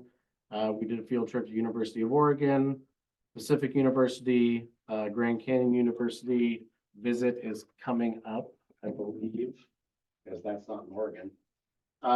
Western Oregon Criminal Justice Day, WU OHSU Nursing came out, took a trip to Oregon State University, and then the Mente Latin X Conference. I hope I'm pronouncing that right. And then on the right, just a couple things. Seniors are working on scholarships big time. Leadership talked a little bit about that. It's definitely scholarship season. 7 seniors have submitted for the Ford Scholarship, which is awesome. Multiple seniors are submitting for the Chemeketa Scholars applications at the time. We continue to post for scholarships and their due dates. And finally, the College and Career Center has returned to the library effective today. That Grand Canyon one, that's pretty exciting. Putting kids on airplanes, yeah? That's gonna be a trip. Yeah. Yes, that was on the consent. Yeah, agenda. yeah. The loop. Yeah. They're in the March Madness. Yeah, there. Anyway, a couple, so challenges and successes I always talk about every time. Some challenges we've had is we are in the middle of an accreditation right now, which is super awesome and fun. But we have a really good team working on that we chose the early due date, and I'm kind of regretting it, but we're gonna get it done. So we have to have all of our ducks in a row by October of next year, and they will come out and audit us. So that's all been a heavy lift. Like I said, we're finding a CTE teacher currently. I'll just say student behavior recently has been on the rise. It's spring. We had a really good run there. Really good. Really good run. And then it was like, yeah, and it was like the last 2 weeks, it was like, okay, all right. So anyway, we're just being more vigilant. Teachers are being more vigilant. And successes, we had an assembly with the middle school. We had Cam Awesome, that's him, his picture, former boxer, Olympic boxer that came out and just talked about positivity and overcoming challenges in your life. That was great. We're starting a GHS culture club that's come out of the equity team. So Sophia Garcia is gonna run that. We're hoping to build a community garden. Where students can, from, Russian, Hispanic, whatever, can come together and, gardening is gonna be the focus to start with. And Sandra, thank you very much. She's helped kind of give us some ideas. She now that communicated to us, she's actually an administrative assistant and just doing really good things. And it just happened, that we were talking about that in our equity committee. I'm like, I got an email, I have the contact. Yeah, and that's, this is literally Sophia and I met yesterday, but we want to get it going. for Yeah. sure. And we started a video game club about a month ago, where there's a select number of boys that are enjoying that. We've already graduated 2 seniors this year. Pause program is already front-loading struggling students for summer school. So Mr. Poff's been taking on a huge lift for that. We had less failing grades in semester 1 this year than we have in previous years. The 9th grade on track committee has been doing a lot of work. We have our 3rd training on that at the ESD after the break. That's kind of gonna help form all of our PLC work for next year. Like I said, robust planning for summer school, state testing. Go ahead, Doug. Yeah, we're finishing up Alpha and science right now. Just getting students, high schoolers to test and take it seriously has been a challenge. So what we're trying to do is test in their environment. So like science, we're testing in the science rooms. Math, we're gonna test in the math rooms of the Sam Brown building. Something a little more intimate, a little more quiet and more comfortable. They can be comfortable around their teachers too. So their teachers are gonna actually be the proctors of these tests.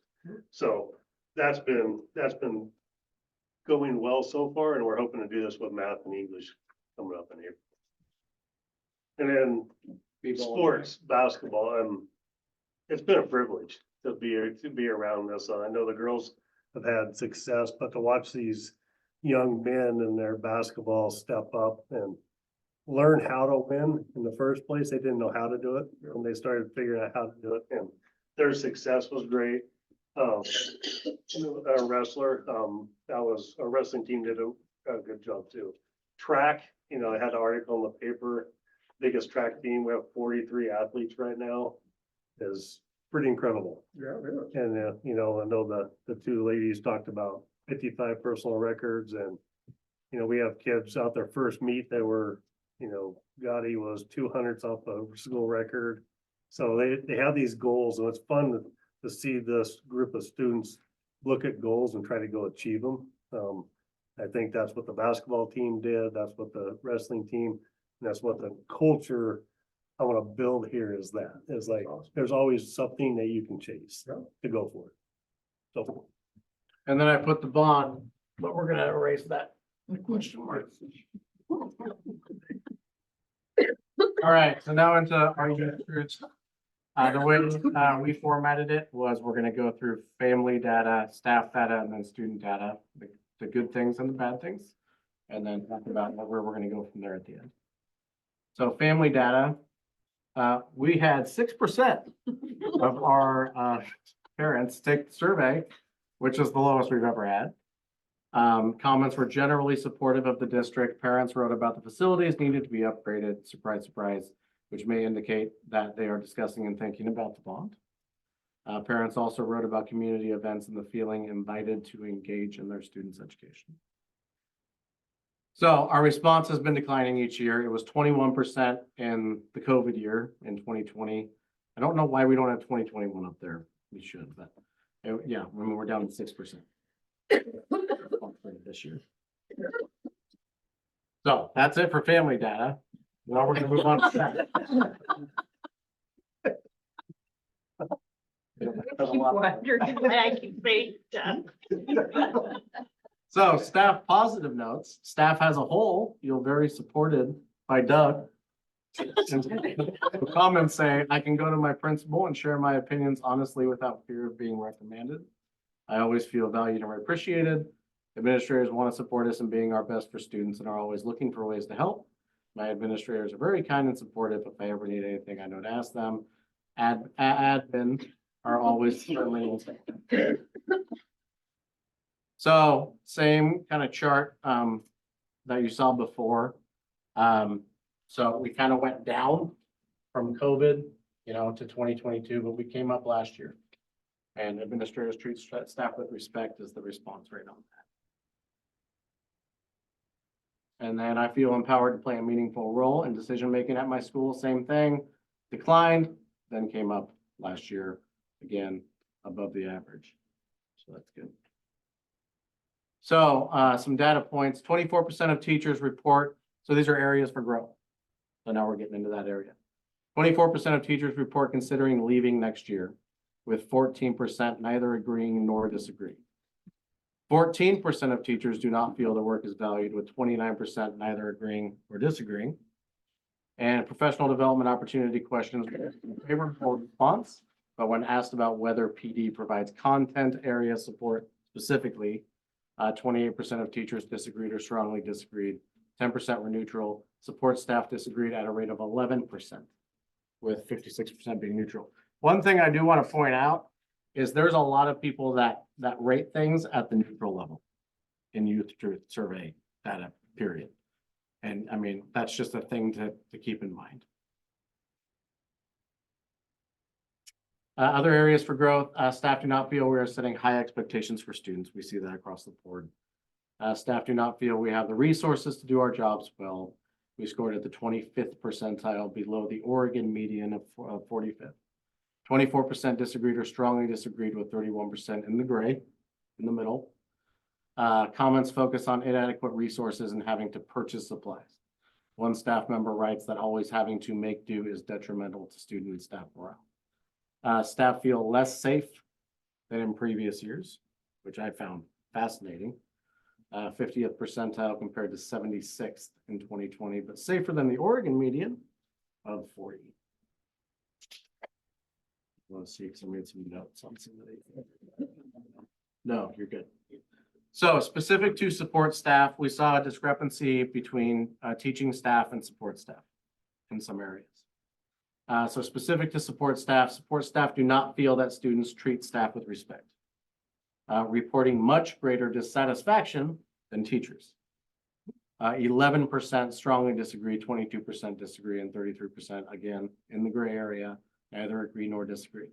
22% of non-instructional staff, support staff, report feeling unsafe at work, with another 22% responding.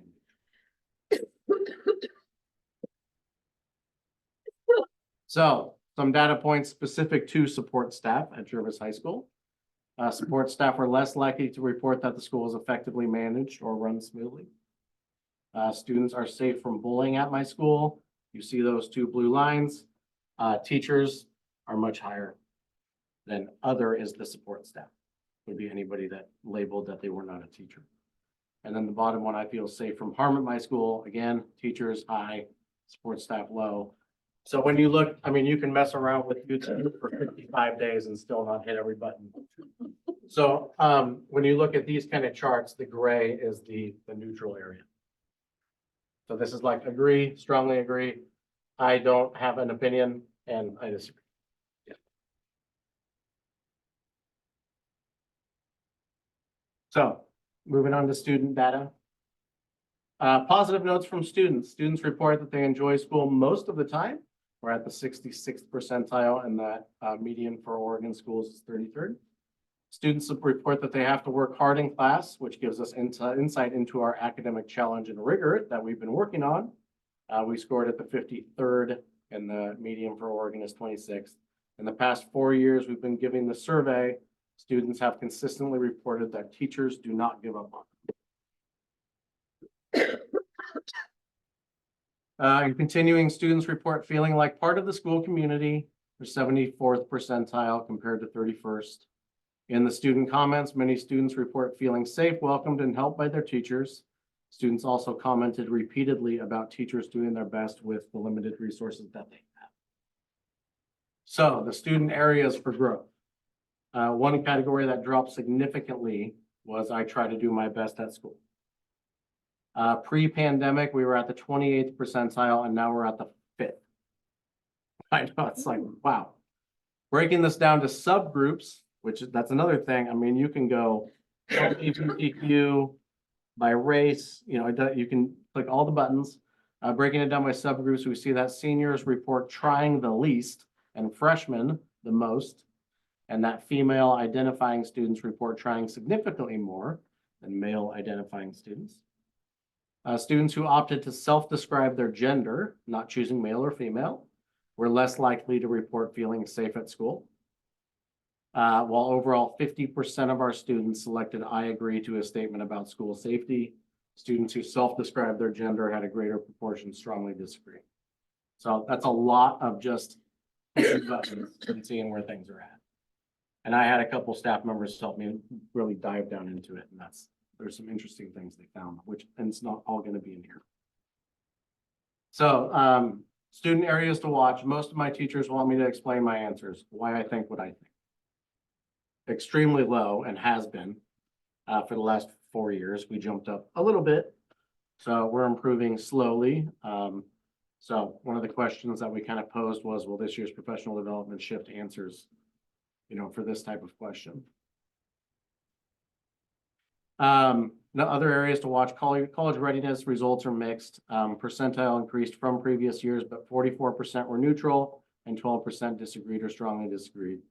Comments repeatedly praised the college and career visits in the AVID program. They are thankful to be learning about options that they have. And that's so my school has helped me develop the skills and knowledge I will need for college level classes. Big jump, but notice the 44% that were neutral.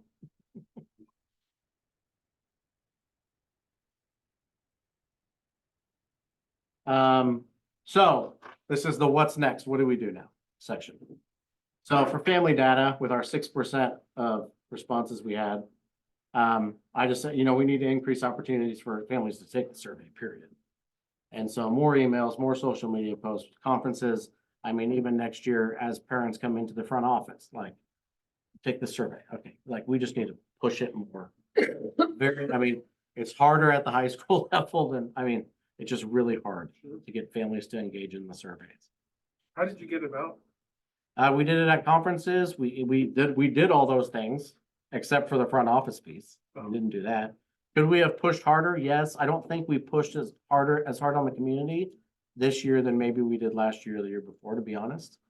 I think we need to just push it harder next year. Yeah. Staff data. So in response to 24% of teachers report considering leaving next year, I've already checked with all the staff. I've asked them, are you going to be here? Well, I don't, again, their survey was taken in November. And so now that we're in, going into April, I kind of said it at the staff meeting, like, if you are not planning on being here next year, please let us know. But everyone I've talked to, even on an individual basis, which is every single staff member in the school, pretty much, is like, no, I'm not leaving. So I don't know where that's coming from. I think Yeah. that there was a little bit of turmoil at the beginning of the year that perhaps led to the idea of like, there's a lot of chaos here. What's going on? I don't know if I can do this. And then it's settled down. Yeah, and I think especially with everything going on around us this school year, I think a lot of people are realizing how special Jervis is to work at. Honestly.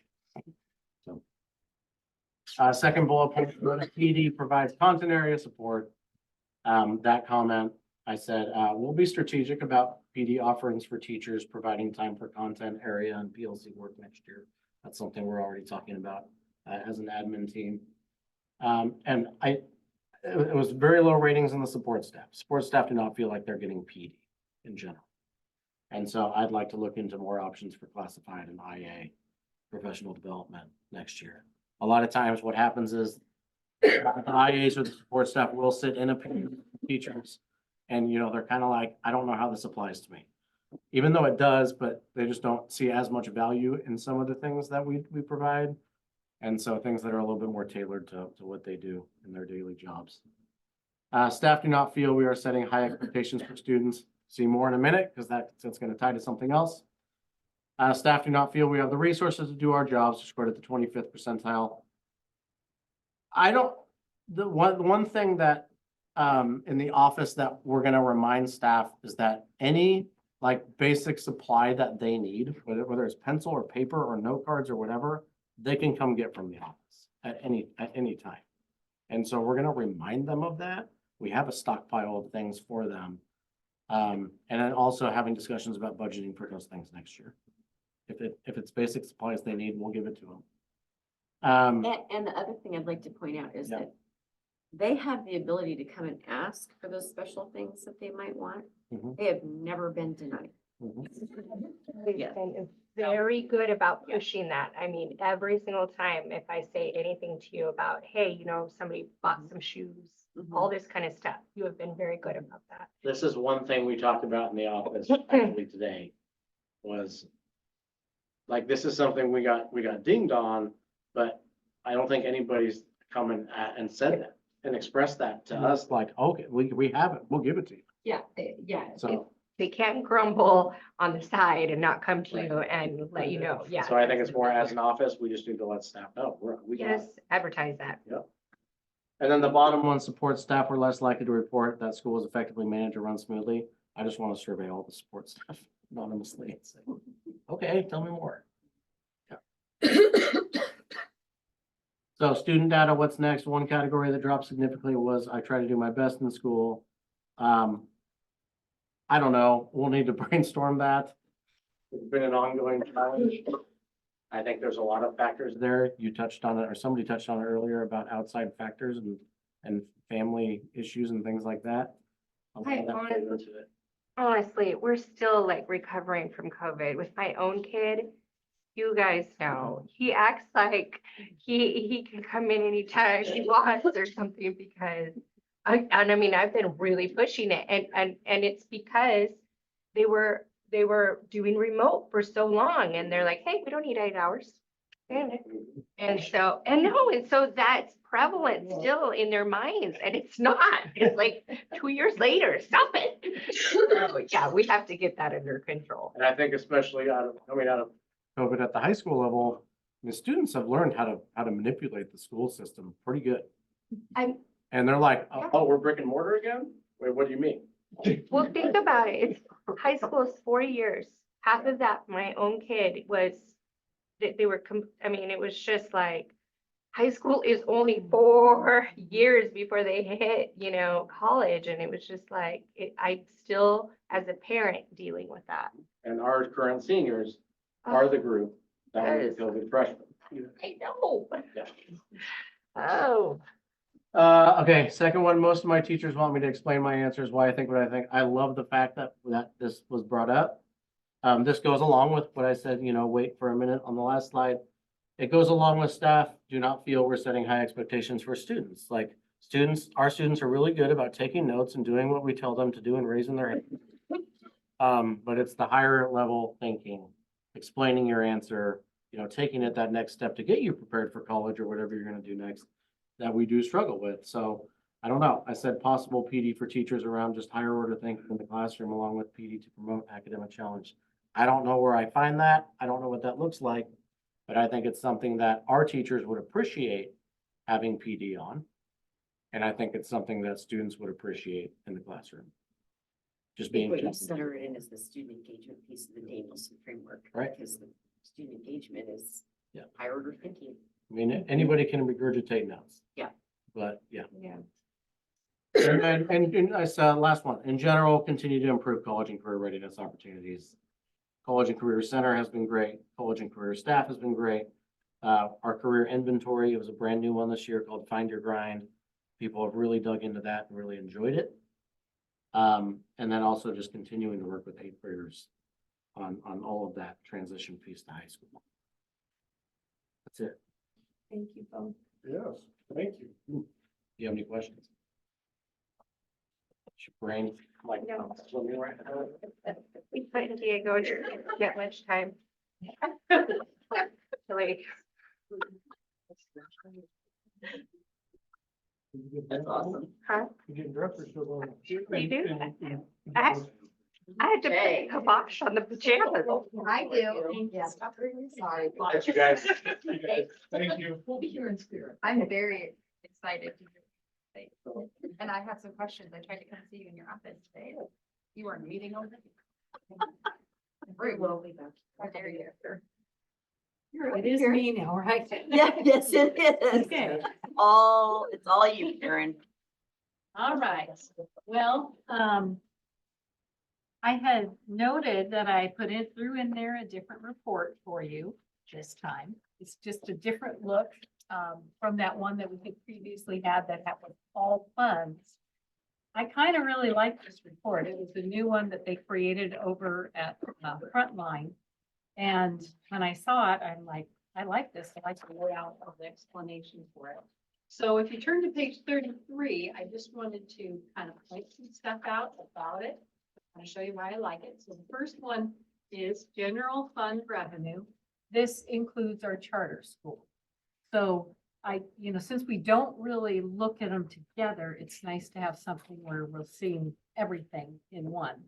And of course, they across the top bar is the year-to-date local sources, which is our taxes primarily. But you see, they kind of put it to a bar graph right below it and compare the prior 2 years. And this also has 200,000 of interest in it because we're making good interest finally, that has, implications on the other side of that, but that's kind of raising our something for us for income. And then the year-to-date sources, that's primarily going to be your state school fund. And then all other sources, the big one on all other sources is the beginning fund balance. That's nearly all of this. And 2.1 million of that is beginning fund balance for what I had reported for the general fund. But the 1.1 is the charter included because we carry over that balance from the charter. That's why it's bigger than our normal, beginning fund balance. So then you got, below the quick look of the bars and then a little bit of an explanation, a little more breakdown in, laying out some local revenue, intermediate, and then just to give you, this is the part that's the state school fund, which includes our taxes in there. So they show you that. And then just, put it all together and do this little revenue insight, which I think is great. This is AI generated, by the way. This is a positive use for AI, and so I didn't do it. They did it for us. And so it tells you we've removed the beginning fund balances. That's the 5,400 removed. And then it says the year-to-date revenues total the 13,521 million through February. And it's 564.05 or 4.1% more than what was received last year for this period. And then it tells you what drives that. And local resources, which we know primarily taxes. And then the state sources are a little higher. And then an increased intermediate resources of $40. If they actually take it, you add it together, it's exactly the amount that it's more than the prior year. So I enjoy that kind of explanation of what you're seeing. And then they take and just put the general fund revenues with the expenditures and say what the general fund balance is looking like right now. And so if you turn to the very next page, which is the same report, but now it's for expenditures and goes through, year-to-date salaries and benefits. It's, you know that one was going to be higher with some of our increases in salary. And then year-to-date purchase services, that's primarily going to be Frontier Charter because 2.9 million of that is directly going over to that 101 account. And about, right now, it's about 556,000 to transportation is in that year-to purchase services as well. And then just a few other, the year-to-date supplies and material, although higher than prior years, is, not a big number and, relative to the other numbers. When you look down on the, where they line it out and they say salaries, regular salaries, all other salaries. The all other are our stipends and extra duty.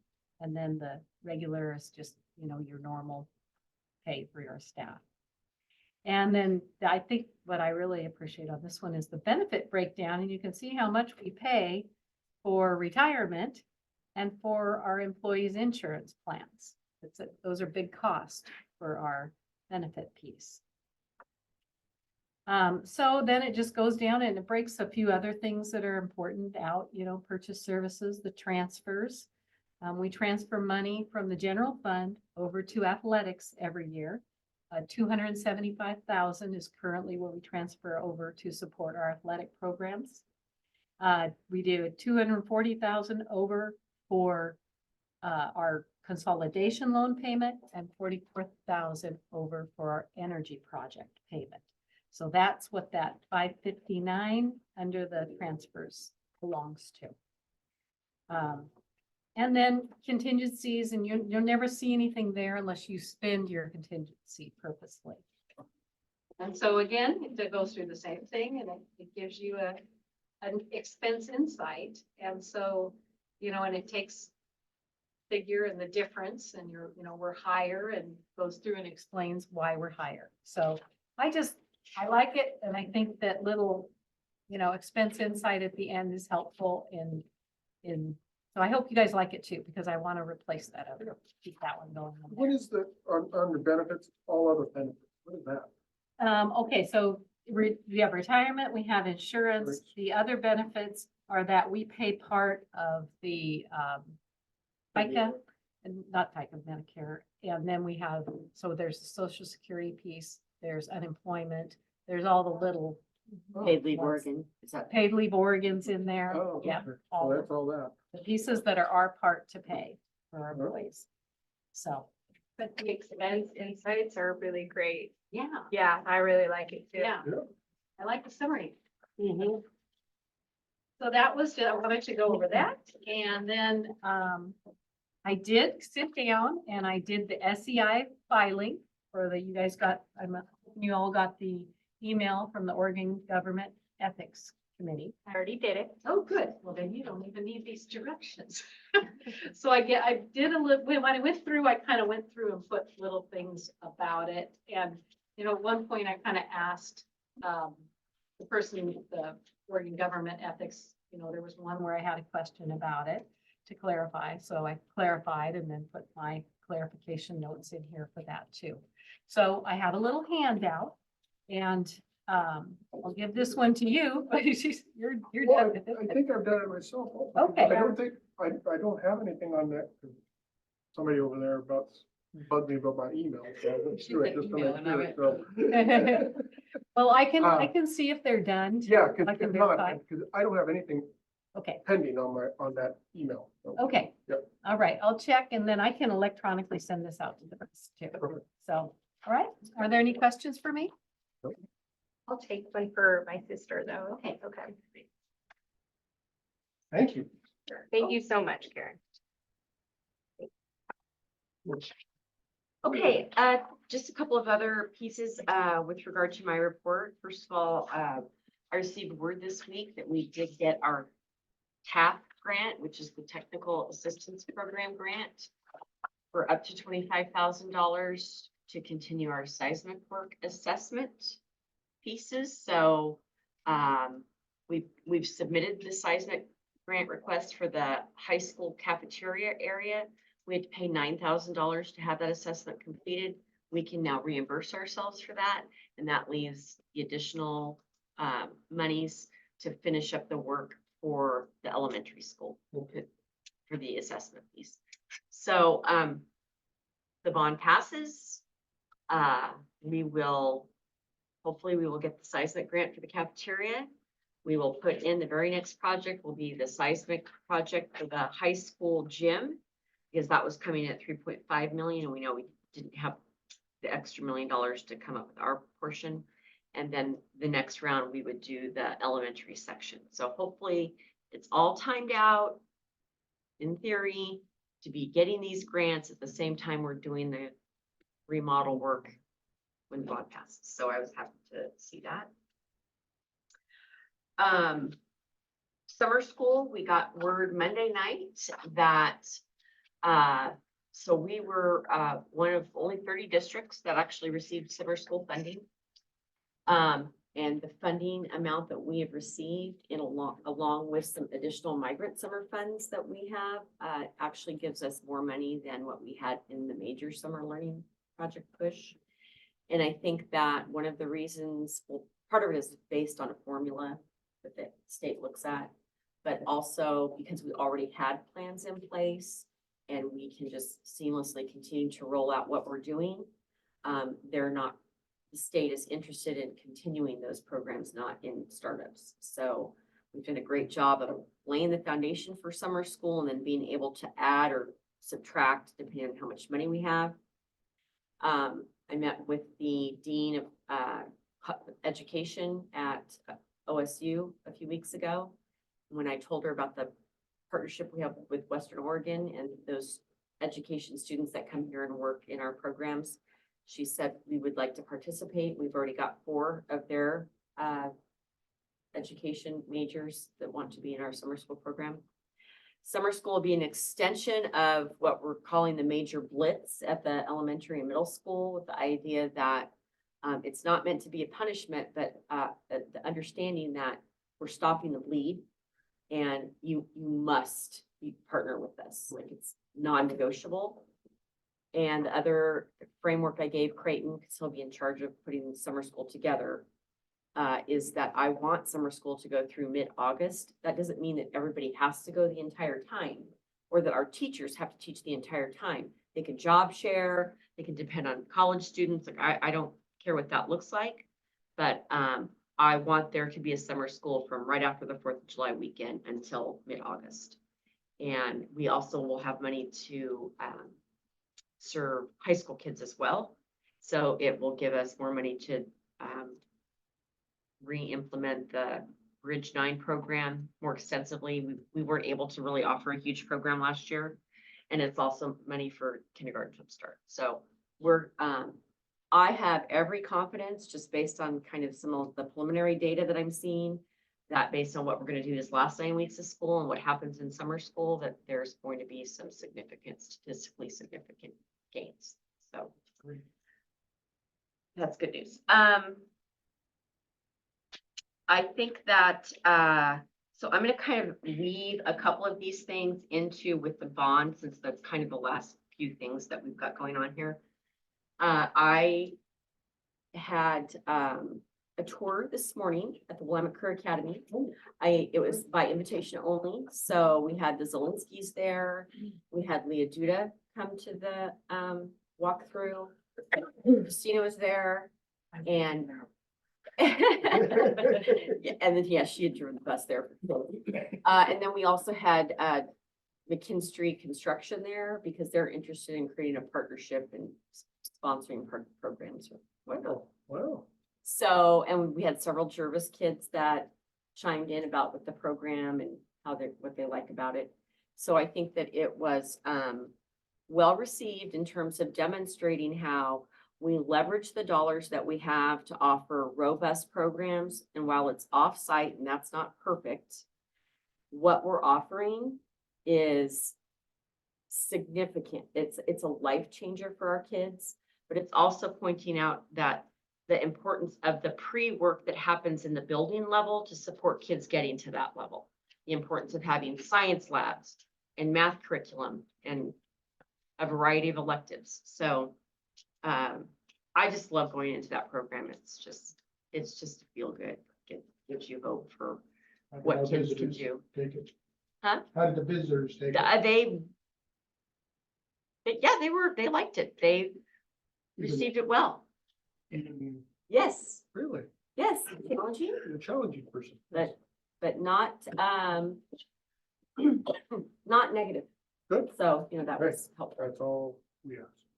Well. So, some bond things that are going on. So there's things that I want to speak with you about.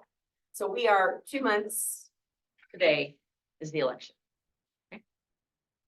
So 2 months. I think that it's important for the board to have the conversation. I know there's only 2 of you here tonight, but I'll put this on the agenda for your work session as well in a couple of weeks. But we need to have a strategy and a plan for what happens if the bond fails and what we're going to do with staff, because we do not want there to be a mass exodus. We are still going to need to operate for a year. And so I'm recommending that you start thinking about what it would look like to give significant retainment bonuses to staff as we're closing the school year next year. They get after the school year close, after we close, so that they get the bonus and then they leave. And so, I would recommend using Frontier Charter money for that, because, the other monies that you have, like the excise tax or the capital, the sale of the building account, the facilities account, that money is a little hard to spend on things like that, to do that, but Frontier Charter money is money, we don't owe anybody that money. It's your ice cream money. So, We just hope it doesn't have to go to that. 'cause but I that's think it will be important for us to share with staff that there is a plan. I think if we wait until if it goes the worst case scenario, because the election is on that Tuesday and you have a board meeting Thursday, we're gonna know by then. And so I think that you need to be prepared to at least have a significant discussion item. We'll have Karen kind of parse out, you know, what this would look like, what you're willing to do, so that we are communicating that to staff immediately before they're leaving in June. I agree. great thought. And it has been on my mind, so. Yeah. So we need to, it's always prudent to prepare for the worst and hope that doesn't happen. So. Okay, so some other things about the bond. I'm the communications team. Those are the people that are helping me at the Lima ESD. Right after we come back from spring break, they're going to start a email text message campaign to anyone that's in Power School. And it will be designed so that if you get the text message, you can then forward it on to somebody else. So, you know, Angie was talking about just needing like one-liners or quick backs. So that's what those will be, informational pieces that it's going out multiple times a week, different messages for the last 8 weeks before the election. And I have slated on Thursday of spring break, States and Journals coming out to do an article. We're going to walk the buildings, do a tour.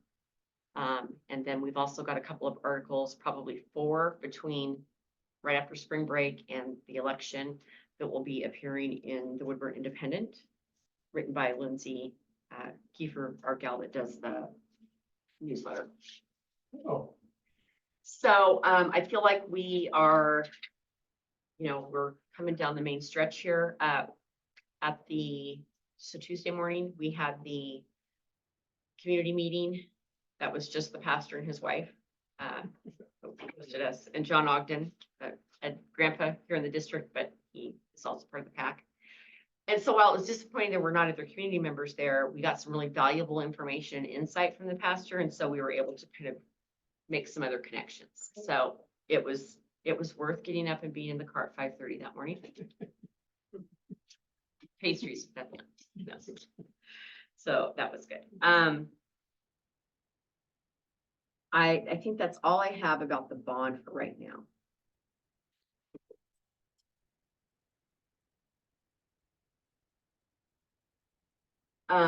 So the other piece that I wanted to ask you about, it doesn't have to deal with the bond, but it does have to deal with some funding issues. And it doesn't require board action, but I do want to make sure that you're okay with this. So as your only employee, you've given me the authority to engage with our legal counsel when issues are coming up. So I've not made much progress with the city in terms of getting a breakdown on the excise tax. We did receive a check, but there was no accounting with it. And so based on the exchange we had, I'm not sure that it's the right amount. I'm not sure if they've overpaid or underpaid. I've asked for, can you please give me a copy of the permit, what the permit was for, how much you charged, square footage. I've not received any of that information.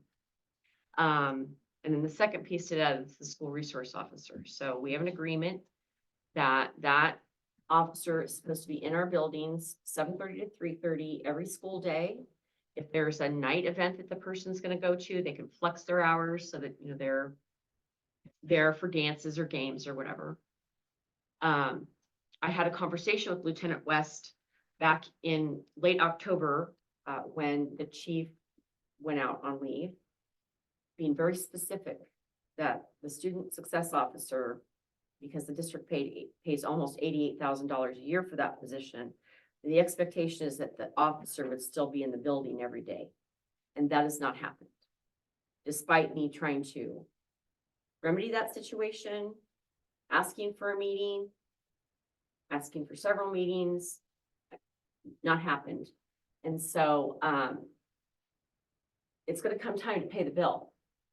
And so with both of those issues, I'm thinking that I'm gonna need to get our legal counsel involved, just send them a letter saying, like, this is where we're at. I don't know how else to get them to respond. And so, I'm good. Okay. I mean, you've done everything you possibly can to get the answers, we're not getting them. And that, it's really disappointing about the officer thing. I mean, we put out a lot of money out there for them, and it was mutually agreed on, everybody thought it was a great idea. Now we're not getting our services, so.